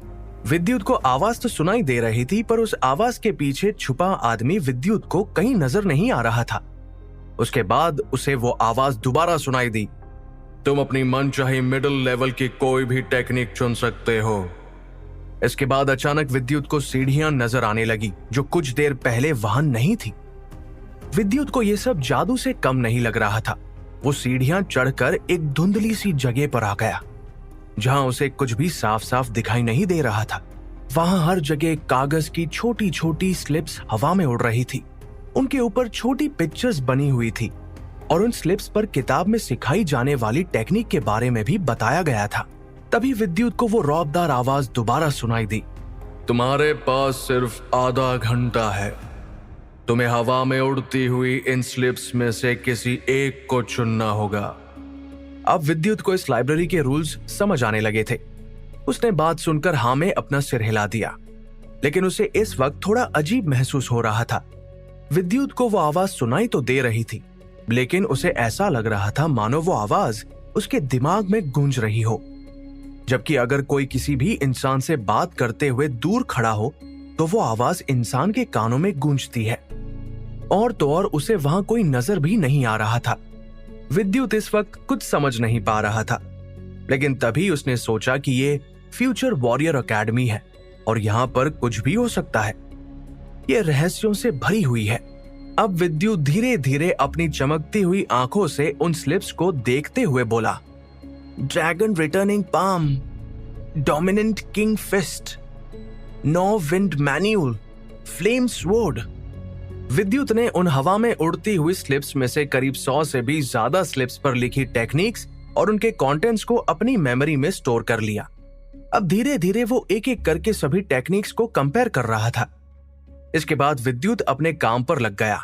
वो इस वक्त अपनी शक्तियों का इस्तेमाल कर रहा था ताकि अपने लिए परफेक्ट किताब चुन सके, क्योंकि बिना अपनी शक्तियों का इस्तेमाल किए विद्युत आधे घंटे में सभी स्लिप्स को पढ़कर किसी एक किताब को नहीं चुन सकता था। वो अब और ताकतवर बनना चाहता था। वहां करीब 100 से 200 टेक्निक्स की स्लिप्स थी, लेकिन अफसोस उनमें से विद्युत सिर्फ किसी एक स्किल को ही चुन सकता था। काफी देर तक सोचने के बाद विद्युत ने फैसला किया कि वो इस बार ऑफेंसिव स्किल की किताब को चुनेगा। Dragon returning palm technique. इसकी मदद से प्लेयर के हाथ में इतनी ताकत आ जाती है कि वो बड़ी से बड़ी चट्टान को भी चकनाचूर कर सकता है। अगर कोई प्लेयर इसके हाई लेवल पर पहुंच गया तो उसमें एक ड्रैगन जितनी ताकत आ जाएगी। इसके लिए एक प्लेयर की इनर स्ट्रेंथ का मजबूत होना बहुत जरूरी होता है, विद्युत ने कहा। 7 डेडली फिंगर्स। ये टेक्निक 7 लेवल्स में बटी हुई थी। इसके लिए प्लेयर्स को सेल्फ कंट्रोल की जरूरत पड़ती है, विद्युत ने आगे कहा। Flame sword. इस टेक्निक की मदद से प्लेयर की तलवार एक ही बार में अपने दुश्मन का खात्मा कर सकती है। अगर इस टेक्निक को सही ढंग से परफॉर्म किया जाए तो ये प्लेयर के बहुत काम आ सकती है, लेकिन इसे सीखना इतना आसान नहीं होगा। विद्युत एक एक करके सारी ऑफेंसिव स्किल्स के बारे में सोच रहा था। विद्युत को फ्लेम स्वॉर्ड टेक्निक कुछ खास पसंद नहीं आई, क्योंकि वो फाइट के दौरान हथियार इस्तेमाल नहीं करना चाहता था। वो पहले ही तीरंदाजी में माहिर होता जा रहा था और इसे वो ब्रह्म देवता की दी हुई शक्तियों के साथ इस्तेमाल करके दूर दूर तक देखते हुए अपने शिकार पर निशाना लगा सकता था। न जाने अब विद्युत अपने लिए कौन सी नई किताब चुनेगा। क्या वो नई टेक्निक सीखने में कामयाब हो पाएगा? क्या होगा विद्युत का अगला कदम? विद्युत को बड़ी मेहनत करने के बाद ये मौका मिला था। वो इसमें कोई गलती नहीं करना चाहता था। विद्युत का सारा ध्यान इस वक्त उन स्लिप्स पर था। वो हथियार के भरोसे कोई भी फाइट लड़ना नहीं चाहता था। किसे पता कब हथियार मुकाबले के दौरान टूट जाए। ऐसे में एक प्लेयर को फाइट के दौरान भारी नुकसान उठाना पड़ सकता है। कुछ देर तक सोचने के बाद अचानक विद्युत के दिमाग में लाइटनिंग विंड पाम टेक्निक का ख्याल आया। इसके बाद स्लिप पर उस टेक्निक के बारे में जो लिखा था, विद्युत उसे पढ़ते हुए बोला, लाइटनिंग विंड पाम टेक्निक। इस टेक्निक से दोनों ही बिजली और हवा की ताकत है। अगर कोई इसके पीक लेवल तक पहुंच जाए तो एक बिजली की तरह अपने दुश्मन पर अटैक कर सकता है। उस स्लिप के नीचे बड़े बड़े अक्षरों में चेतावनी भी दी गई थी, जिसे पढ़ते हुए विद्युत ने आगे कहा, और रिकॉर्ड के मुताबिक इसे सीखते वक्त बहुत से प्लेयर्स बिजली की वजह से अपनी जान गंवा चुके हैं। ये वार्निंग पढ़कर विद्युत थोड़ा हैरान रह गया, लेकिन फिर भी न जाने क्यों विद्युत को ऐसा लग रहा था मानो ये टेक्निक उसके लिए ही बनी है। विद्युत पहले स्टार फिंगर टेक्निक को सीख चुका था। वो अच्छी तरह जानता था कि ऐसी टेक्निक्स को सीखना कोई मामूली बात नहीं है। इसमें एक प्लेयर को उसकी जान का जोखिम उठाना पड़ता है। ये टेक्निक इतनी खतरनाक थी कि कोई भी प्लेयर इसे चुनना नहीं चाहता था। कोई भी इस टेक्निक पर अपना वक्त बर्बाद नहीं करना चाहता था, लेकिन विद्युत कहाँ मानने वाला था। उसे तो खतरों के साथ खेलना पसंद था। इसलिए विद्युत ने गहरी सांस लेते हुए तय किया कि वो इसी टेक्निक को चुनेगा। विद्युत के पास अब भी लाइब्रेरी में आने का एक और मौका था। बस इसके लिए उसे एक्स्ट्राऑर्डिनरी प्लेयर बनना होगा। और दूसरी बात, इस टेक्निक से बहुत से प्लेयर्स डरते थे। इसका मतलब ये हुआ, अगर विद्युत ने यह टेक्निक सीख ली तो वो और भी ज्यादा पावरफुल बन जाएगा। अगर विद्युत ने भी दूसरे प्लेयर्स की तरह किसी आसान सी टेक्निक को चुना तो फिर उसमें और बाकी प्लेयर्स में क्या फर्क रह जाएगा। ये सोचकर विद्युत ने कहा, मैं इस टेक्निक को चुनता हूं। उसके ये कहते ही उसे एक बार फिर वो रौबदार आवाज सुनाई दी। क्या तुम सचमुच लाइटनिंग विंड पाम टेक्निक की किताब को चुनना चाहते हो? मैं तुम्हें बता दूं कि इसे सीखना बहुत मुश्किल है। इस टेक्निक को हाई लेवल स्किल्स टेक्निक्स के साथ कंपेयर किया जाता है। इसमें बहुत खतरा है। क्या तुम अब भी ये फैसला लेना चाहते हो? ये बात सुनते ही विद्युत ने पूरे कॉन्फिडेंस के साथ कहा, हाँ। या तो तुम गुरूर में अंधे हो गए हो या फिर तुम सचमुच इतने टैलेंटेड हो कि इस टेक्निक को सीखने की क्षमता रखते हो।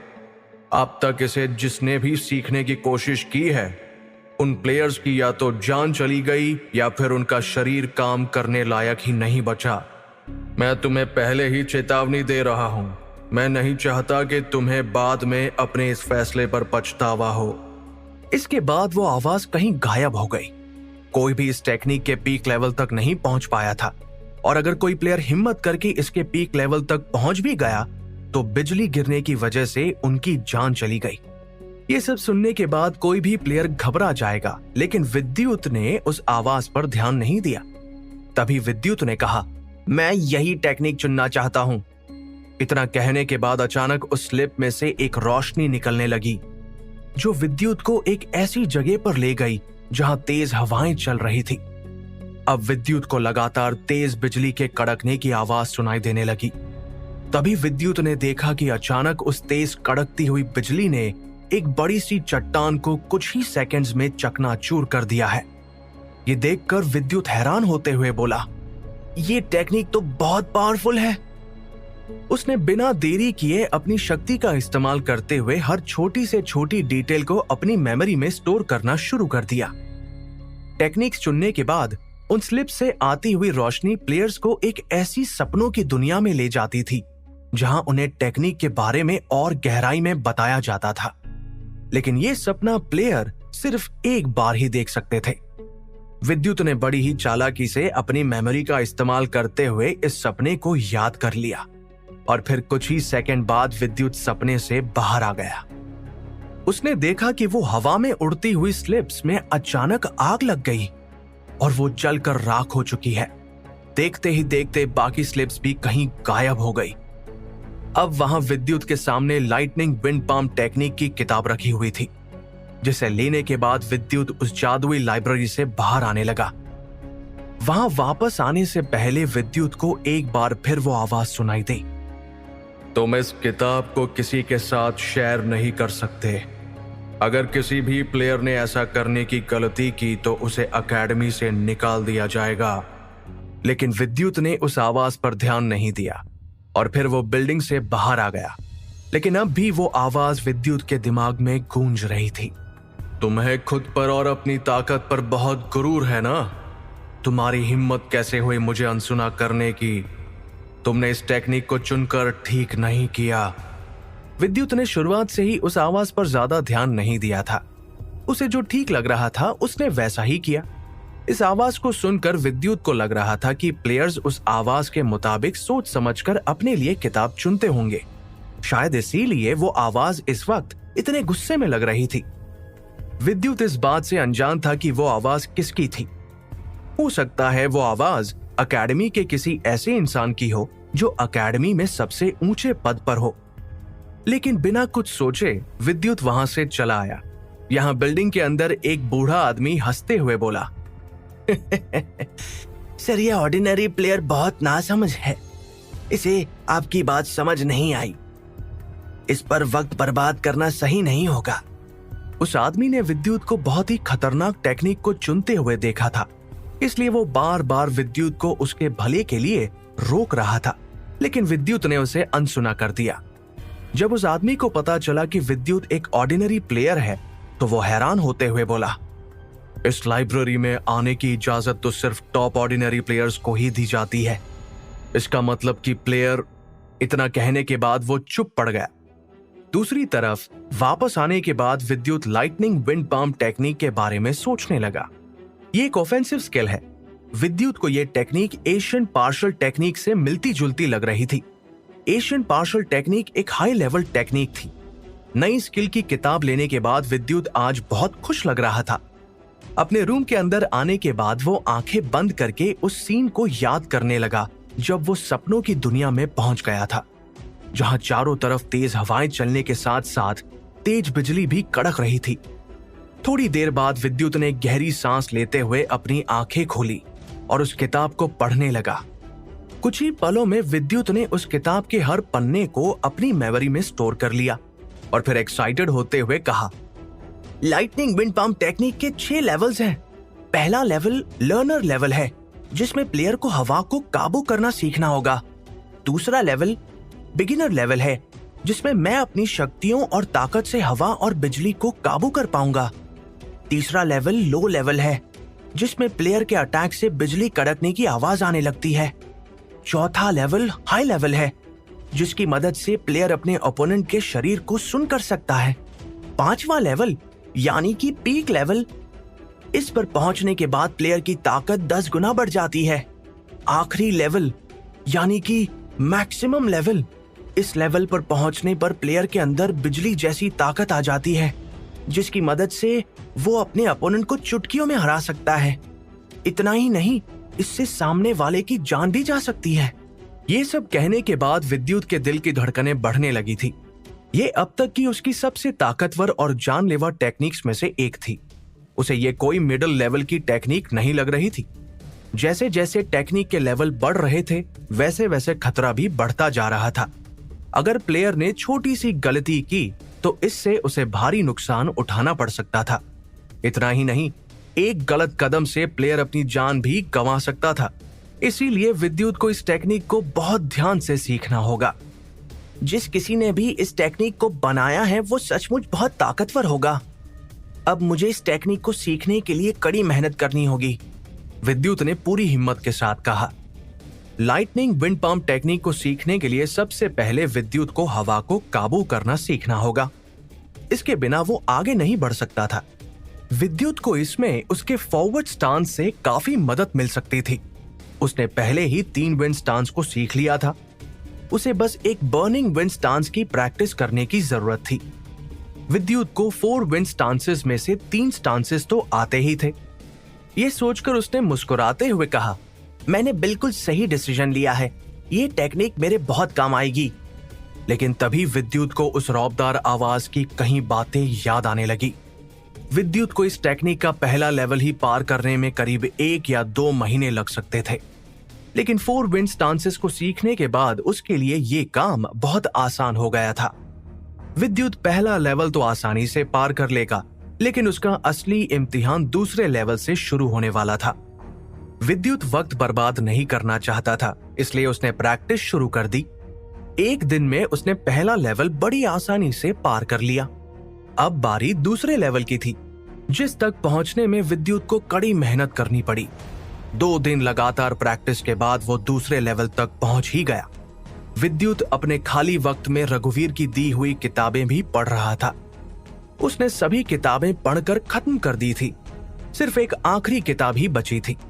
7वीं किताब को भी जैसे ही विद्युत ने पढ़कर खत्म किया तो उसे महसूस हुआ कि आज उसका इन किताबों को पढ़कर खत्म करने का आखिरी दिन था। शुक्र है मैंने इन्हें वक्त पर पढ़ लिया। अब बस उसे रघुवीर के सवालों के जवाब देने थे, जिसके बाद वो जादुई तालाब के पास जा सकता था। क्या विद्युत रघुवीर के सवालों के सही जवाब दे पाएगा? इस रहस्य से भरी एकेडमी में न जाने अब विद्युत को और क्या नया देखने को मिलेगा। जानने के लिए सुनते रहिए कहानी का अगला भाग। विद्युत इस वक्त अपनी एनर्जी को 2 अलग अलग डायरेक्शन में इस्तेमाल कर रहा था। पहला लाइटनिंग विंड पाम टेक्निक को सीखने में और दूसरा इन किताबों को पढ़ने में। वक्त कब बीत गया उसे पता ही नहीं चला। टास्क पूरा करने के बाद विद्युत मिशन डिपार्टमेंट में रघुवीर से मिलने पहुंच गया और जब रघुवीर को यह बात पता चली कि विद्युत ने अपना टास्क पूरा कर लिया है तो वो हैरान होते हुए बोला, तुमने ये 7 किताबें पढ़ भी ली? यस सर, विद्युत ने कहा। इसके बाद रघुवीर मुस्कुराते हुए बोला, ठीक है, तो मैं तुमसे कुछ सवाल पूछूंगा। देखते हैं तुमने इन किताबों से क्या सीखा है। रघुवीर की बात सुनकर विद्युत ने हाँ में अपना सिर हिला दिया। रघुवीर हर किताब से एक आसान और एक मुश्किल सवाल चुनकर विद्युत से पूछ रहा था। विद्युत ने 7 किताबों के एक एक पन्ने को अपनी मेमोरी में स्टोर कर लिया था, जिसकी वजह से वो बड़ी आसानी से रघुवीर के सवालों के जवाब दे रहा था। सवाल जवाब खत्म होते ही रघुवीर ने एक गहरी सांस ली और कहा, विद्युत, क्या तुमने पहले कभी इल्यूजन पिक्चर्स के बारे में पढ़ा है? ये सुनकर विद्युत मुस्कुराते हुए बोला, नहीं सर, मैंने इन किताबों को पहली बार पढ़ा है और ये सब मेरे लिए नया है। ठीक है विद्युत, तुमने मिशन डिपार्टमेंट का पहला पड़ाव पार कर लिया है। अब से तुम दूसरे प्लेयर्स के साथ रहकर प्रोटेक्शन और मेंटेनेंस का काम करोगे। इसके साथ साथ मैं तुम्हें उस जादुई तालाब का पानी पीने की भी इजाजत देता हूं। ये मेरी तरफ से तुम्हारा इनाम है, रघुवीर ने कहा। आज से विद्युत भी मिशन डिपार्टमेंट में ट्रेनिंग लेने वाला था। फ्यूचर वॉरियर एकेडमी में बहुत सी ऐसी जादुई और रहस्यमयी जगह थी जिनकी वक्त वक्त पर निगरानी करनी पड़ती थी। वक्त बीतने के साथ इन जगहों पर फैला हुआ जादू धीरे धीरे कमजोर पड़ने लगता था, जिन्हें प्लेयर्स की मदद से मेंटेन और फिक्स किया जाता था। विद्युत मिशन डिपार्टमेंट के कुछ मेंबर्स के साथ एक बड़ी सी पहाड़ी के पार चला आया। अब विद्युत को धीरे धीरे समझ आने लगा था कि वो जादुई कैसल हवा में फ्लोट क्यों कर रहा था। उसे पता चला कि लाइब्रेरी में किताबें हवा में क्यों उड़ती थी। वो कैसल अचानक गायब कैसे हो गई, और तो और अचानक विद्युत के सामने कुछ जादुई सीढ़ियां कहां से आई। ये सब मिशन डिपार्टमेंट के प्लेयर्स हैंडल करते थे। यहाँ प्लेयर्स को कुछ ऐसी टेक्निक सिखाई जाती थी जिनकी मदद से वो मिशन डिपार्टमेंट में काम कर सके। कुछ वक्त बाद रघुवीर ने विद्युत को जादुई तालाब के पास जाने के लिए कहा। अब विद्युत मिशन डिपार्टमेंट में ट्रेनिंग ले रहा था। अब वो भी दूसरे प्लेयर्स की तरह मिशन डिपार्टमेंट में काम करने लगा था। विद्युत की परफॉर्मेंस इतनी अच्छी थी कि रघुवीर के साथ साथ बाकी प्लेयर्स भी उसकी तारीफ कर रहे थे। वो हर रोज सबकी उम्मीदों से बढ़कर परफॉर्म कर रहा था। उसकी परफॉर्मेंस ने सबके होश उड़ा दिए थे। आज रघुवीर ने विद्युत को जादुई तालाब के पास भेजा था ताकि वो देख सके कि वहां सब कुछ ठीक है या नहीं। रघुवीर का असिस्टेंट विद्युत को उस तालाब के पास ले आया। विद्युत जैसे ही उस तालाब के नजदीक पहुंचा तो उसने देखा कि वो तालाब हरे रंग का है। उसे देखकर विद्युत समझ गया कि ये तालाब बहुत गहरा और रहस्यमयी होगा। विद्युत ने अपना काम शुरू कर दिया। वहां उसके अलावा अब कोई मौजूद नहीं था, इसलिए उसने सोचा क्यों ना वो तालाब का थोड़ा पानी पी ले। इसके बाद उसने जैसे ही उस तालाब के पानी को पिया तो उसे अपने शरीर में एक हलचल सी महसूस होने लगी। उसने अपनी आंखें बंद कर ली और अपनी एनर्जी को इकट्ठा करने की कोशिश करने लगा। उस पानी का असर मैरो क्लेंजिंग पिल जितना ताकतवर तो नहीं था, लेकिन विद्युत उसकी मदद से और स्ट्रांग बन सकता था। अब विद्युत को वक्त बीतने के साथ साथ अपनी बॉडी और भी ताकतवर लगने लगी थी। उस पानी को पीने के कुछ मिनटों बाद अचानक विद्युत को आंखों के सामने सब कुछ धुंधला नजर आने लगा था। उसकी आंखों के सामने अंधेरा छा रहा था। और फिर वो जमीन पर गिर गया। कुछ सेकंड के लिए उसकी सांसें थम चुकी थी। यह उस पानी को पीने का असर था। इसके बाद जब विद्युत के शरीर ने एनर्जी को सोख लिया तो उसे धीरे धीरे होश आने लगा। अब विद्युत को रिलैक्स महसूस हो रहा था। विद्युत कुछ वक्त के लिए वही तालाब के किनारे बैठ गया। यहां दूसरी तरफ एक पहाड़ी पर बड़ी सी बिल्डिंग जिसके इर्द गिर्द चारों तरफ पेड़ ही पेड़ थे, वहां प्रतीक ने अपने हाथ को हवा में हिलाते हुए कहा, जाओ यहां से। वो इस वक्त आसमान में मौजूद सारे पक्षियों को अपने इशारों पर नचा रहा था। उसके इशारे से सभी पक्षी पेड़ों से हटकर दूसरी दिशा में उड़ने लगे। प्रतीक का मूड इस वक्त कुछ ठीक नहीं लग रहा था। जब से विद्युत नंबर 1 ऑर्डिनरी प्लेयर बना था, उसका प्लान बिगड़ने लगा था। वो शिवा को नीचा दिखाना चाहता था, लेकिन विद्युत ने उसके सारे प्लान पर पानी फेर दिया। अगर ताकत की बात की जाए तो विद्युत ने सभी ऑर्डिनरी प्लेयर्स को मात दे दी थी और अब तो उसे रघुवीर और पृथ्वीराज दोनों ही सपोर्ट कर रहे थे। विद्युत उनका फेवरेट प्लेयर बन चुका था। खुद को हारता हुआ देखकर प्रतीक को बहुत गुस्सा आ रहा था। इसके बाद प्रतीक उस बड़े से गेट की तरफ चला आया। तभी वहां खड़े गार्ड ने उससे कहा, सर वापस आ चुके हैं और इस वक्त गार्डन में अपने पसंदीदा पौधों को देख रहे हैं। यह सुनकर प्रतीक ने हाँ में अपना सिर हिला दिया। उसने एक गहरी सांस ली और गार्डन की तरफ चला आया। गार्डन में करीब 100 से भी ज्यादा अलग अलग किस्म के फूल खिले हुए थे। वहां 30 साल का एक हैंडसम सा दिखने वाला आदमी काले कपड़े पहने खड़ा हुआ था। यह आदमी और कोई नहीं बल्कि रणविजय था। रणविजय की उम्र भी शिवा जितनी ही थी, लेकिन वो दिखने में शिवा से ज्यादा यंग लगता था। रणविजय अपने हाथ पॉकेट में डाले इस वक्त फूलों को मुस्कुराते हुए देख रहा था। प्रतीक बहुत अच्छी तरह जानता था कि उसके मास्टर को ओसीडी, ऑब्सेसिव कंपल्सिव डिसऑर्डर है, इसलिए वो बड़े ध्यान से आकर 10 कदम की दूरी पर खड़ा हो गया।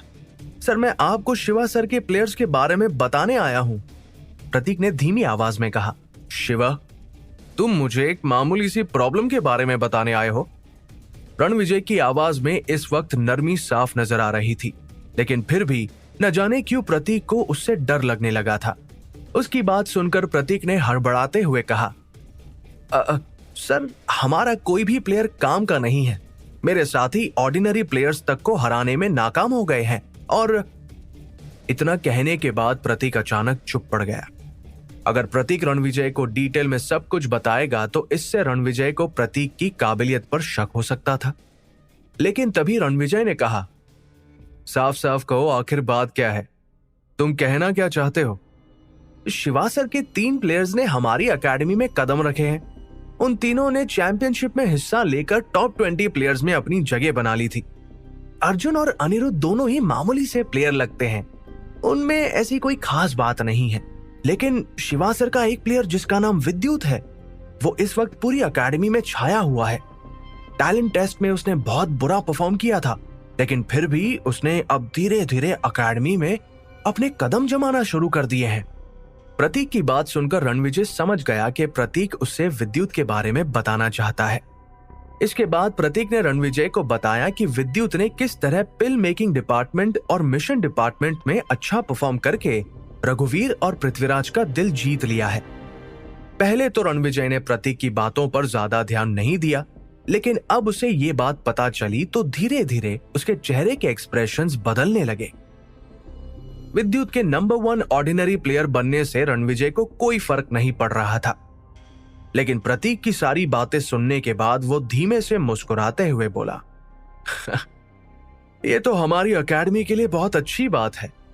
हम ऐसे प्लेयर को पिल मेकिंग डिपार्टमेंट और मिशन डिपार्टमेंट की भलाई के लिए इस्तेमाल कर सकते हैं। ये सुनकर प्रतीक कुछ वक्त के लिए चुप पड़ गया। तभी रणविजय ने आगे कहा, ऐसे प्लेयर्स मैदान में जंग लड़ने के लिए नहीं बने हैं। भले ही वो कितना भी अच्छा परफॉर्म क्यों ना कर ले, लेकिन कभी आगे नहीं बढ़ पाएगा। तुम्हें उसकी फिक्र करने की जरूरत नहीं है। हमें अभी और भी दूसरी चीजों पर ध्यान देना है। तुम्हें याद है ना, कुछ ही महीनों में हर 5 साल बाद आने वाले ट्रायल्स शुरू होने वाले हैं। पिछली बार भी तुमने इस मौके को गवा दिया था। इस बार मैं नहीं चाहता कि तुम ऐसी कोई गलती करो। रणविजय की बात सुनकर प्रतीक ने हाँ में अपना सिर हिला दिया। इस ट्रायल से एक प्लेयर की पूरी जिंदगी बदल सकती थी। ये ट्रायल फ्लोटिंग कासल से जुड़ा हुआ था। ट्रायल्स क्लियर करने के बाद प्लेयर्स को कुछ अनोखे रिवॉर्ड्स भी दिए जाते थे। प्रतीक इस बारे में सोच ही रहा था कि तभी उसे रणविजय की आवाज सुनाई दी। जाओ, जाकर हर्षित को बुलाकर लाओ, मुझे उससे बात करनी है। हर्षित का नाम सुनकर प्रतीक के चेहरे पर जलन साफ नजर आने लगी थी। जब से हर्षित रणविजय का स्टूडेंट बनकर एकेडमी में आया था, तब से रणविजय अपने ज्यादातर रिसोर्सेज और एनर्जी हर्षित पर लगा रहा था। हर्षित के सामने उसे और कोई प्लेयर नजर नहीं आ रहा था। यहाँ दूसरी तरफ उस तालाब का पानी पीने के बाद विद्युत की बॉडी बहुत स्ट्रांग बन चुकी थी। इतना ही नहीं बल्कि उसके शरीर में भी कई अनगिनत बदलाव आए थे। धीरे धीरे पानी का असर दिखने लगा था। विद्युत को रघुवीर ने तालाब के पास भेजा था। वो यहाँ मेंटेनेंस का काम देखने आया था। आज किसी को भी तालाब के पास आने की इजाजत नहीं थी। मैं जल्दी इसकी मदद से सिल्वर बॉल टेक्निक के 10th लेवल पर पहुंच सकता हूं। विद्युत इस वक्त तालाब के किनारे बैठे ये सोच ही रहा था कि तभी उसे वहां किसी के आने की आहट सुनाई दी। विद्युत वो आवाज सुनकर दूर पेड़ पर चढ़ गया। तभी उसे तालाब के नजदीक आते हुए 2 खूबसूरत लड़कियां नजर आई। सलोनी, हमें इस वक्त यहाँ नहीं होना चाहिए, एक लड़की घबराते हुए बोली।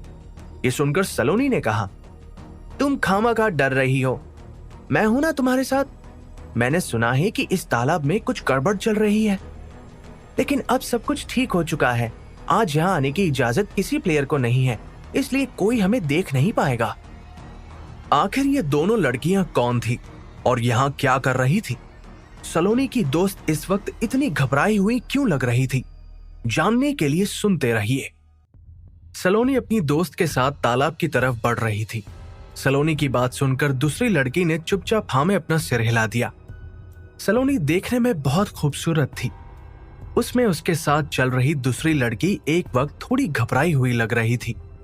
सलोनी बहुत मिलनसार थी, तो वहीं दूसरी तरफ उसकी दोस्त शर्मा रही थी। जैसे ही वो दोनों तालाब के पास पहुंची तो सलोनी ने कहा, देखो, मैंने कहा था ना यहाँ कोई भी नहीं है, कोई हमें देख नहीं पाएगा, तुम बेवजह डर रही हो। इतना कहने के बाद वो दोनों तालाब के पानी को पीने के लिए आगे बढ़ी। विद्युत दूर खड़ा हैरान होते हुए उन दोनों खूबसूरत लड़कियों को देख रहा था, लेकिन तभी अचानक पेड़ की डाली से विद्युत का पैर फिसल गया और ये आवाज सुनकर सलोनी ने कहा, कौन है वहां? उसकी दोस्त घबराकर सलोनी के पीछे छुप गई। कौन है? सामने आओ, सलोनी गुस्से में बोली। तभी विद्युत ने गहरी सांस ली और घबराते हुए उन दोनों के सामने आकर खड़ा हो गया। तुम्हारी हिम्मत कैसे हुई इस एरिया में कदम रखने की? सलोनी गुस्से से बोली।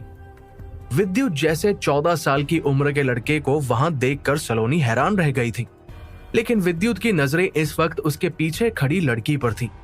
विद्युत बिना पलके झपकाए बस सलोनी की दोस्त को ही देखे जा रहा था। यह देखकर सलोनी को और गुस्सा आ गया।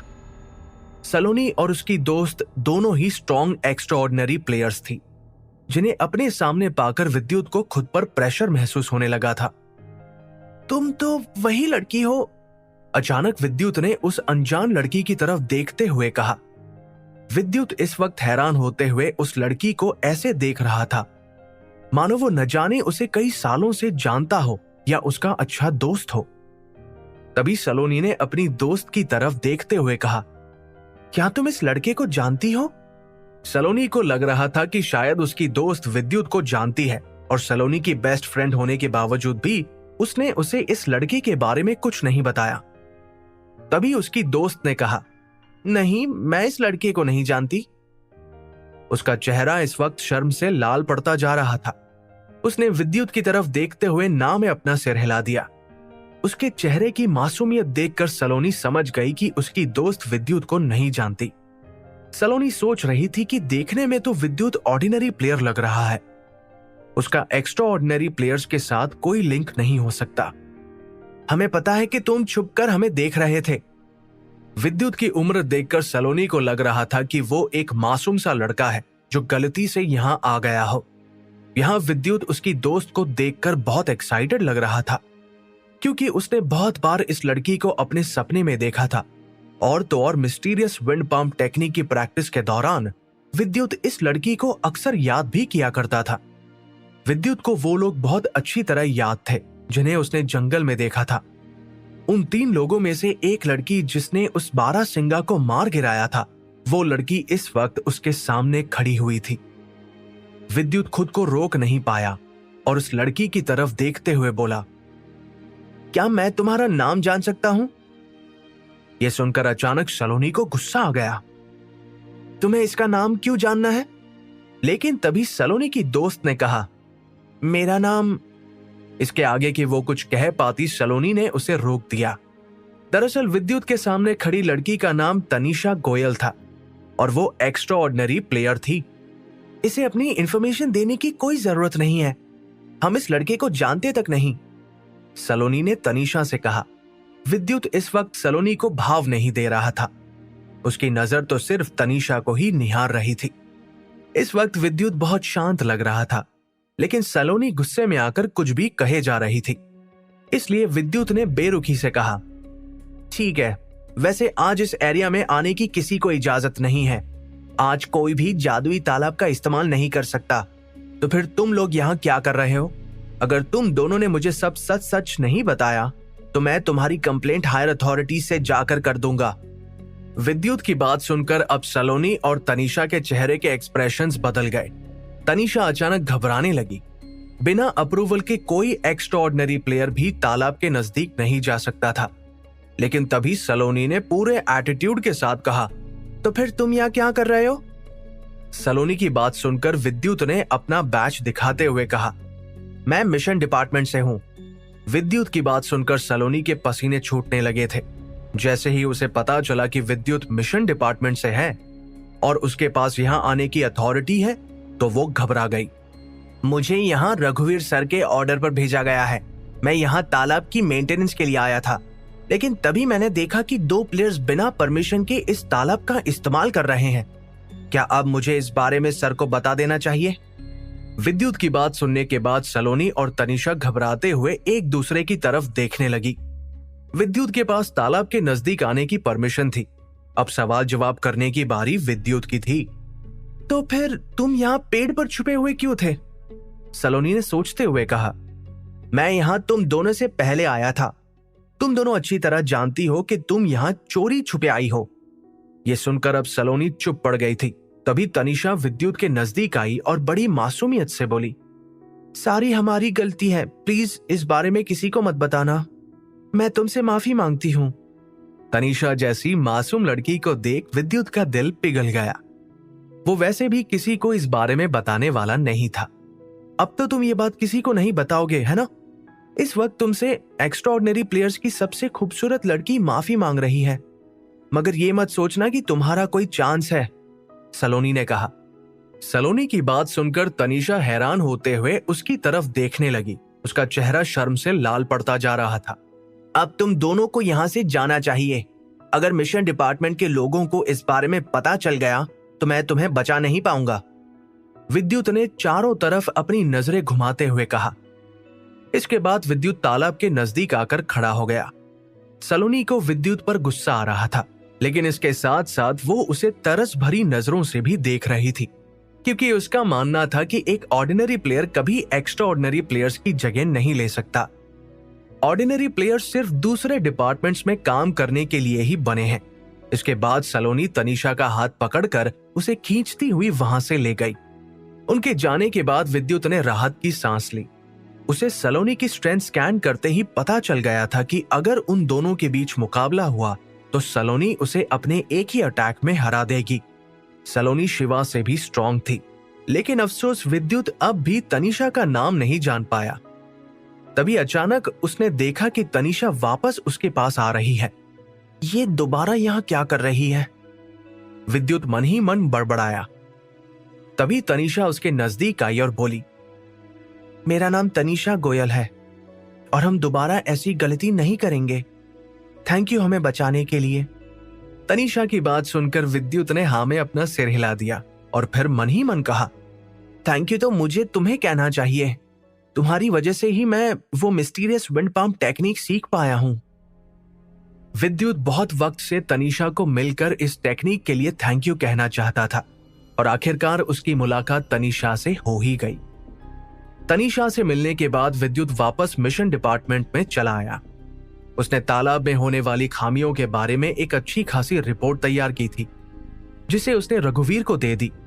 मिशन डिपार्टमेंट में वापस आने के बाद विद्युत ने कुछ वक्त सिल्वर वॉल टेक्निक की प्रैक्टिस की और डिनर करने के बाद सो गया। अगली सुबह जब विद्युत उठा तो उसे महसूस हुआ कि तालाब का पानी पीने के बाद प्रैक्टिस करने की वजह से वो सिल्वर वॉल टेक्निक के 10th लेवल पर पहुंचने ही वाला है। शायद अब मैं किसी एक्स्ट्राऑर्डिनरी प्लेयर को भी चैलेंज कर सकता हूं, विद्युत एक्साइटेड होते हुए बोला। भले ही विद्युत ने अभी आधा रास्ता ही पूरा किया था, लेकिन फिर भी उसे सिल्वर वॉल टेक्निक के 10th लेवल पर पहुंचने के लिए बहुत मेहनत करने की जरूरत थी। विद्युत जल्दबाजी में कोई गलती नहीं करना चाहता था। उसके मुताबिक अगर वो चाहे तो करीब 15 दिन में एक्स्ट्राऑर्डिनरी प्लेयर बन सकता था, लेकिन इससे पहले वो खुद को और स्ट्रांग बनाना चाहता था। अगर मैं एक्स्ट्राऑर्डिनरी प्लेयर बन गया और मेरा मुकाबला प्रतीक के साथ हुआ तो सबको मेरे बारे में पता चल जाएगा। इस तरह से मैं रणविजय सर की नजरों में भी आ जाऊंगा, विद्युत सोचते हुए बोला। इसलिए वो चाहता था कि रणविजय की नजरों में आने से पहले वो खुद को अच्छे से तैयार कर ले। तैयार होने के बाद विद्युत मिशन डिपार्टमेंट आकर अपना काम करने लगा।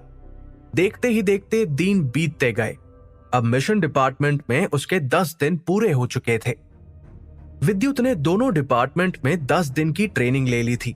अब वो कुछ वक्त आराम करना चाहता था, इसलिए रघुवीर और पृथ्वीराज ने उसे कुछ दिन परेशान नहीं किया। इस दौरान मौके का फायदा उठाकर विद्युत ने सिल्वर वॉल टेक्निक और लाइटनिंग विंड पाम टेक्निक की प्रैक्टिस करना शुरू कर दिया। विद्युत को प्रैक्टिस करते हुए अभी ज्यादा वक्त नहीं हुआ था कि तभी उसे खबर मिली कि नील और दिव्या ने उसे फाइट के लिए चैलेंज किया है। प्लेयर्स 6 महीने में सिर्फ एक बार ही किसी प्लेयर को चैलेंज कर सकते थे, लेकिन टॉप 20 प्लेयर्स के लिए रूल्स थोड़े अलग थे। जो लोग टॉप 20 में पहुंच गए वो जब चाहे दूसरे प्लेयर को चैलेंज करके उनके साथ फाइट कर सकते थे। सब जानते थे नंबर 1 प्लेयर बनने के कितने फायदे थे। नंबर 1 प्लेयर बनने के बाद एक प्लेयर एक्स्ट्राऑर्डिनरी प्लेयर बनने से पहले रहस्यमय लाइब्रेरी में जाकर अपने लिए मनचाही किताब चुन सकता था। अगले 3 दिन तक विद्युत प्रैक्टिस करता रहा और वक्त के साथ ये 3 दिन भी बीत गए। आज विद्युत और दिव्या के बीच मुकाबला होने वाला था। नील ने इस दिन के लिए खुद को पूरी तरह तैयार कर लिया था, लेकिन इतनी मेहनत के बावजूद भी नील विद्युत का कुछ बिगाड़ नहीं पाया। अब विद्युत का अगला गोल क्या होगा?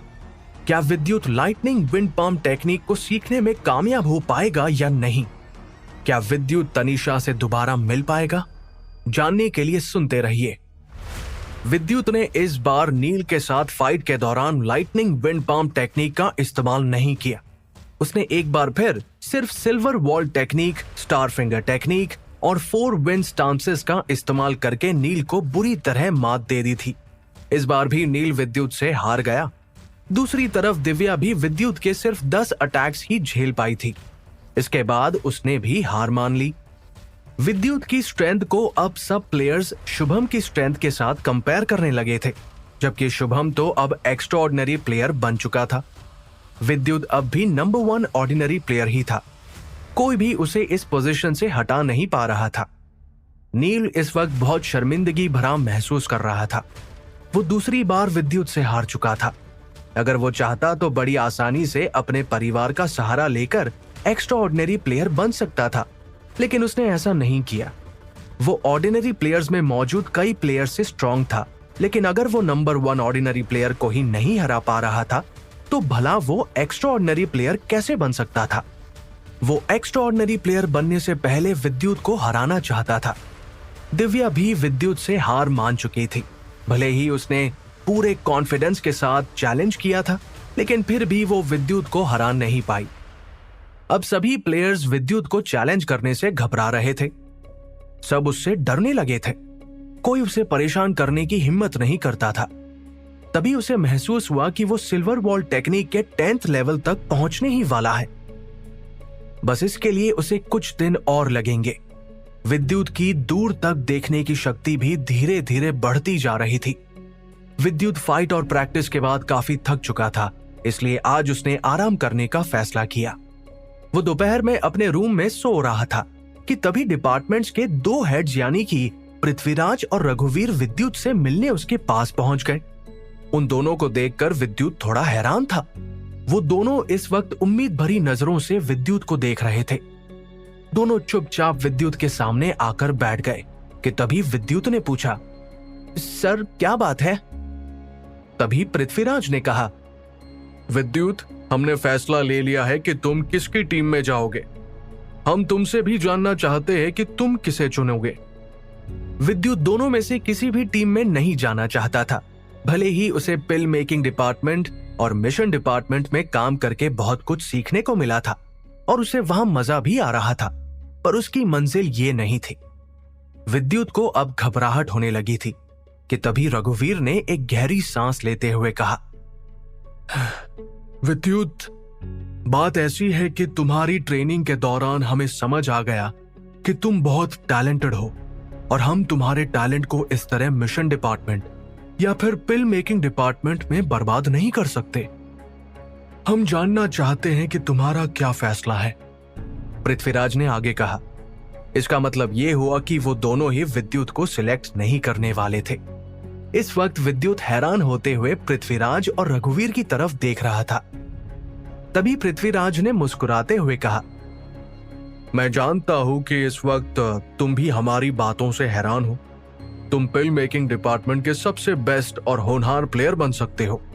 तुम्हें बस 2 या 3 साल प्रैक्टिस की जरूरत पड़ेगी, लेकिन हमारे हिसाब से तुम अपनी लाइफ में और भी बहुत कुछ सीख सकते हो। मैं दूसरे शहर के एक पिल मेकिंग मास्टर को जानता हूं, वो बहुत टैलेंटेड है। अगर तुम उनके स्टूडेंट बन गए तो तुम्हारा फ्यूचर अच्छा जाएगा, लेकिन हम तुम्हारा फैसला भी सुनना चाहते हैं। आप दोनों ने मुझे ट्रेनिंग के दौरान जो कुछ भी सिखाया, मुझे वो सब सीखने में बहुत मजा आया। और तो और मुझे बहुत सी नई चीजें सीखने को भी मिली जिनके बारे में मुझे पता तक नहीं था। लेकिन मैं मिशन डिपार्टमेंट या फिर पिल मेकिंग डिपार्टमेंट में काम नहीं करना चाहता। मेरे सपने बहुत बड़े हैं। मैं मार्शल आर्टिस्ट बनना चाहता हूँ। विद्युत ने गहरी सांस लेते हुए कहा, भले ही मैं आप दोनों का स्टूडेंट नहीं बन सकता, लेकिन आप हमेशा मेरे गुरु रहेंगे। यह सुनकर पृथ्वीराज और रघुवीर के चेहरे पर मुस्कुराहट आ गई। वो विद्युत जैसा होनहार स्टूडेंट पाकर बहुत खुश थे, पर अफसोस वो हमेशा के लिए उसे अपने पास नहीं रख सकते थे। रघुवीर और पृथ्वीराज ने उसे ये भी समझाया कि अगर वो चाहे तो दोनों डिपार्टमेंट्स में एक साथ ट्रेनिंग ले सकता है, लेकिन विद्युत ने उनके इस फैसले से इनकार कर दिया। विद्युत ने उन्हें बताया कि वो मार्शल आर्ट्स में ही आगे परफॉर्म करना चाहता है, वो फाइट के लिए बना है। ये सुनकर पृथ्वीराज ने कहा, फिर तो तुम्हें कुछ महीनों में होने वाले ट्रायल्स में हिस्सा जरूर लेना चाहिए। ट्रायल का नाम सुनकर विद्युत एक्साइटेड हो गया। रघुवीर और पृथ्वीराज ने जब उसे बताया कि यह ट्रायल फ्लोटिंग कासल से जुड़ा हुआ है, तो विद्युत मुस्कुराने लगा। इसके बाद पृथ्वीराज ने कहा, यह ट्रायल 5 साल में एक बार आता है। इससे प्लेयर की पूरी जिंदगी बदल सकती है। अगर तुम एक्स्ट्राऑर्डिनरी प्लेयर नहीं बन पाए या फिर तुमने ट्रायल्स में हिस्सा नहीं लिया, तो तुम समझ जाना कि तुम गलत रास्ते पर चल रहे हो। अगर इसके बाद भी तुम वापस मेरे डिपार्टमेंट में आना चाहो, तो मेरे डिपार्टमेंट के दरवाजे तुम्हारे लिए हमेशा खुले रहेंगे।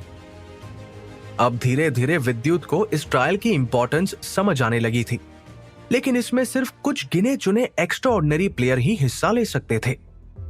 रघुवीर और पृथ्वीराज ने विद्युत को कुछ महीनों बाद होने वाले ट्रायल्स के बारे में डिटेल में कुछ ऐसी बातें भी बताई जिससे विद्युत को आगे बढ़ने में मदद मिल सकती थी।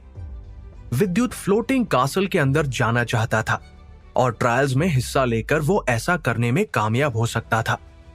पृथ्वीराज और रघुवीर ने विद्युत को इतना तक कह दिया कि अगर वो ट्रायल्स में हिस्सा नहीं ले पाया, तो वो दोबारा पिल मेकिंग डिपार्टमेंट या मिशन डिपार्टमेंट में आकर काम कर सकता है। ये सब किस्मत का खेल था और विद्युत को अपनी किस्मत पर बहुत भरोसा था। जब से उसे ब्रह्म देवता की दी हुई शक्तियां मिली थी, तब से विद्युत की जिंदगी पूरी तरह बदल चुकी थी।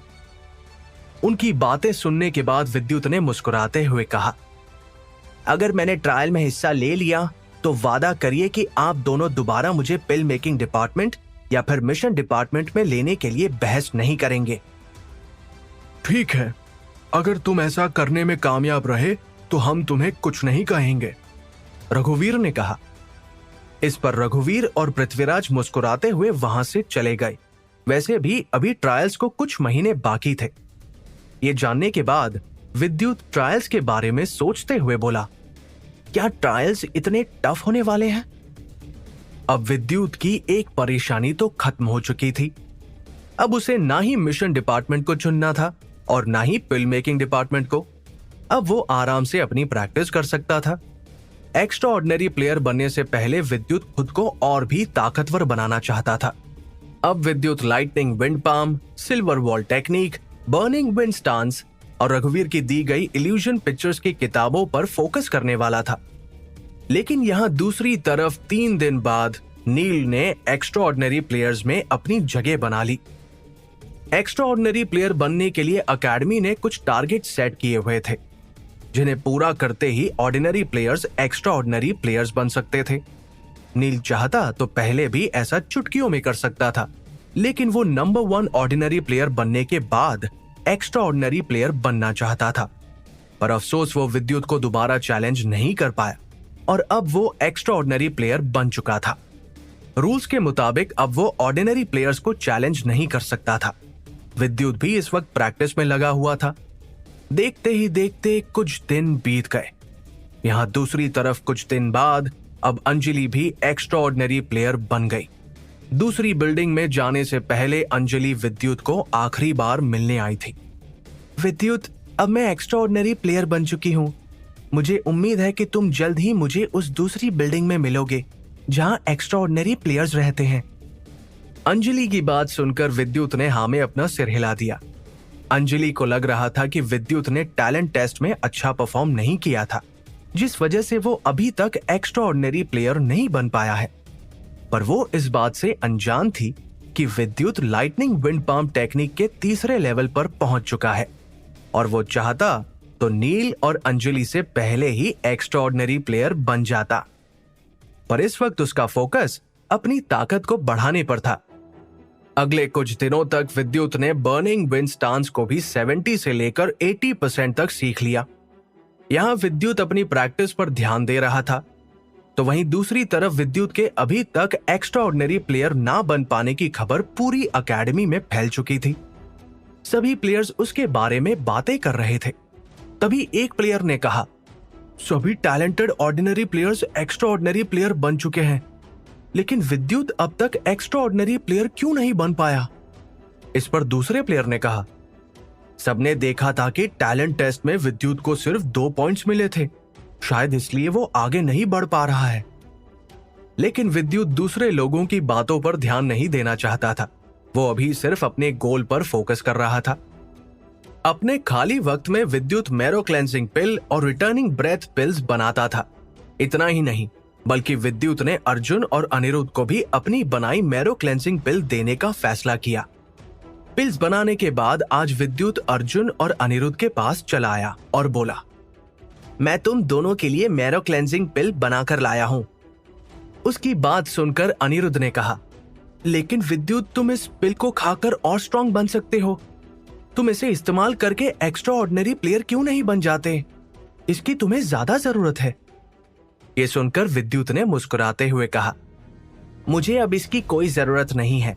मेरे पास बैकअप के तौर पर कुछ मैरो क्लेंसिंग पिल्स रखी हुई है, लेकिन फिलहाल तो मैं किसी और चीज पर फोकस कर रहा हूं। कुछ देर अर्जुन और अनिरुद्ध से बात करने के बाद विद्युत वापस अपने रूम में चला आया। विद्युत अपने रूम में आराम से प्रैक्टिस कर रहा था कि तभी उसकी आंखें चमकने लगी। उसे महसूस हुआ कि उसकी आंखें हर बार से ज्यादा तेज चमक रही है और विद्युत पहले से ज्यादा दूरी पर देख पा रहा था। उसे दूर पहाड़ी पर पेड़ पर चलते हुए छोटे कीड़े मकोड़े भी नजर आ रहे थे। क्या वक्त के साथ विद्युत की शक्तियां भी बढ़ती चली जा रही थी? क्या विद्युत एक्स्ट्रा ऑर्डिनरी प्लेयर बन पाएगा? क्या वो ट्रायल्स में हिस्सा ले पाएगा?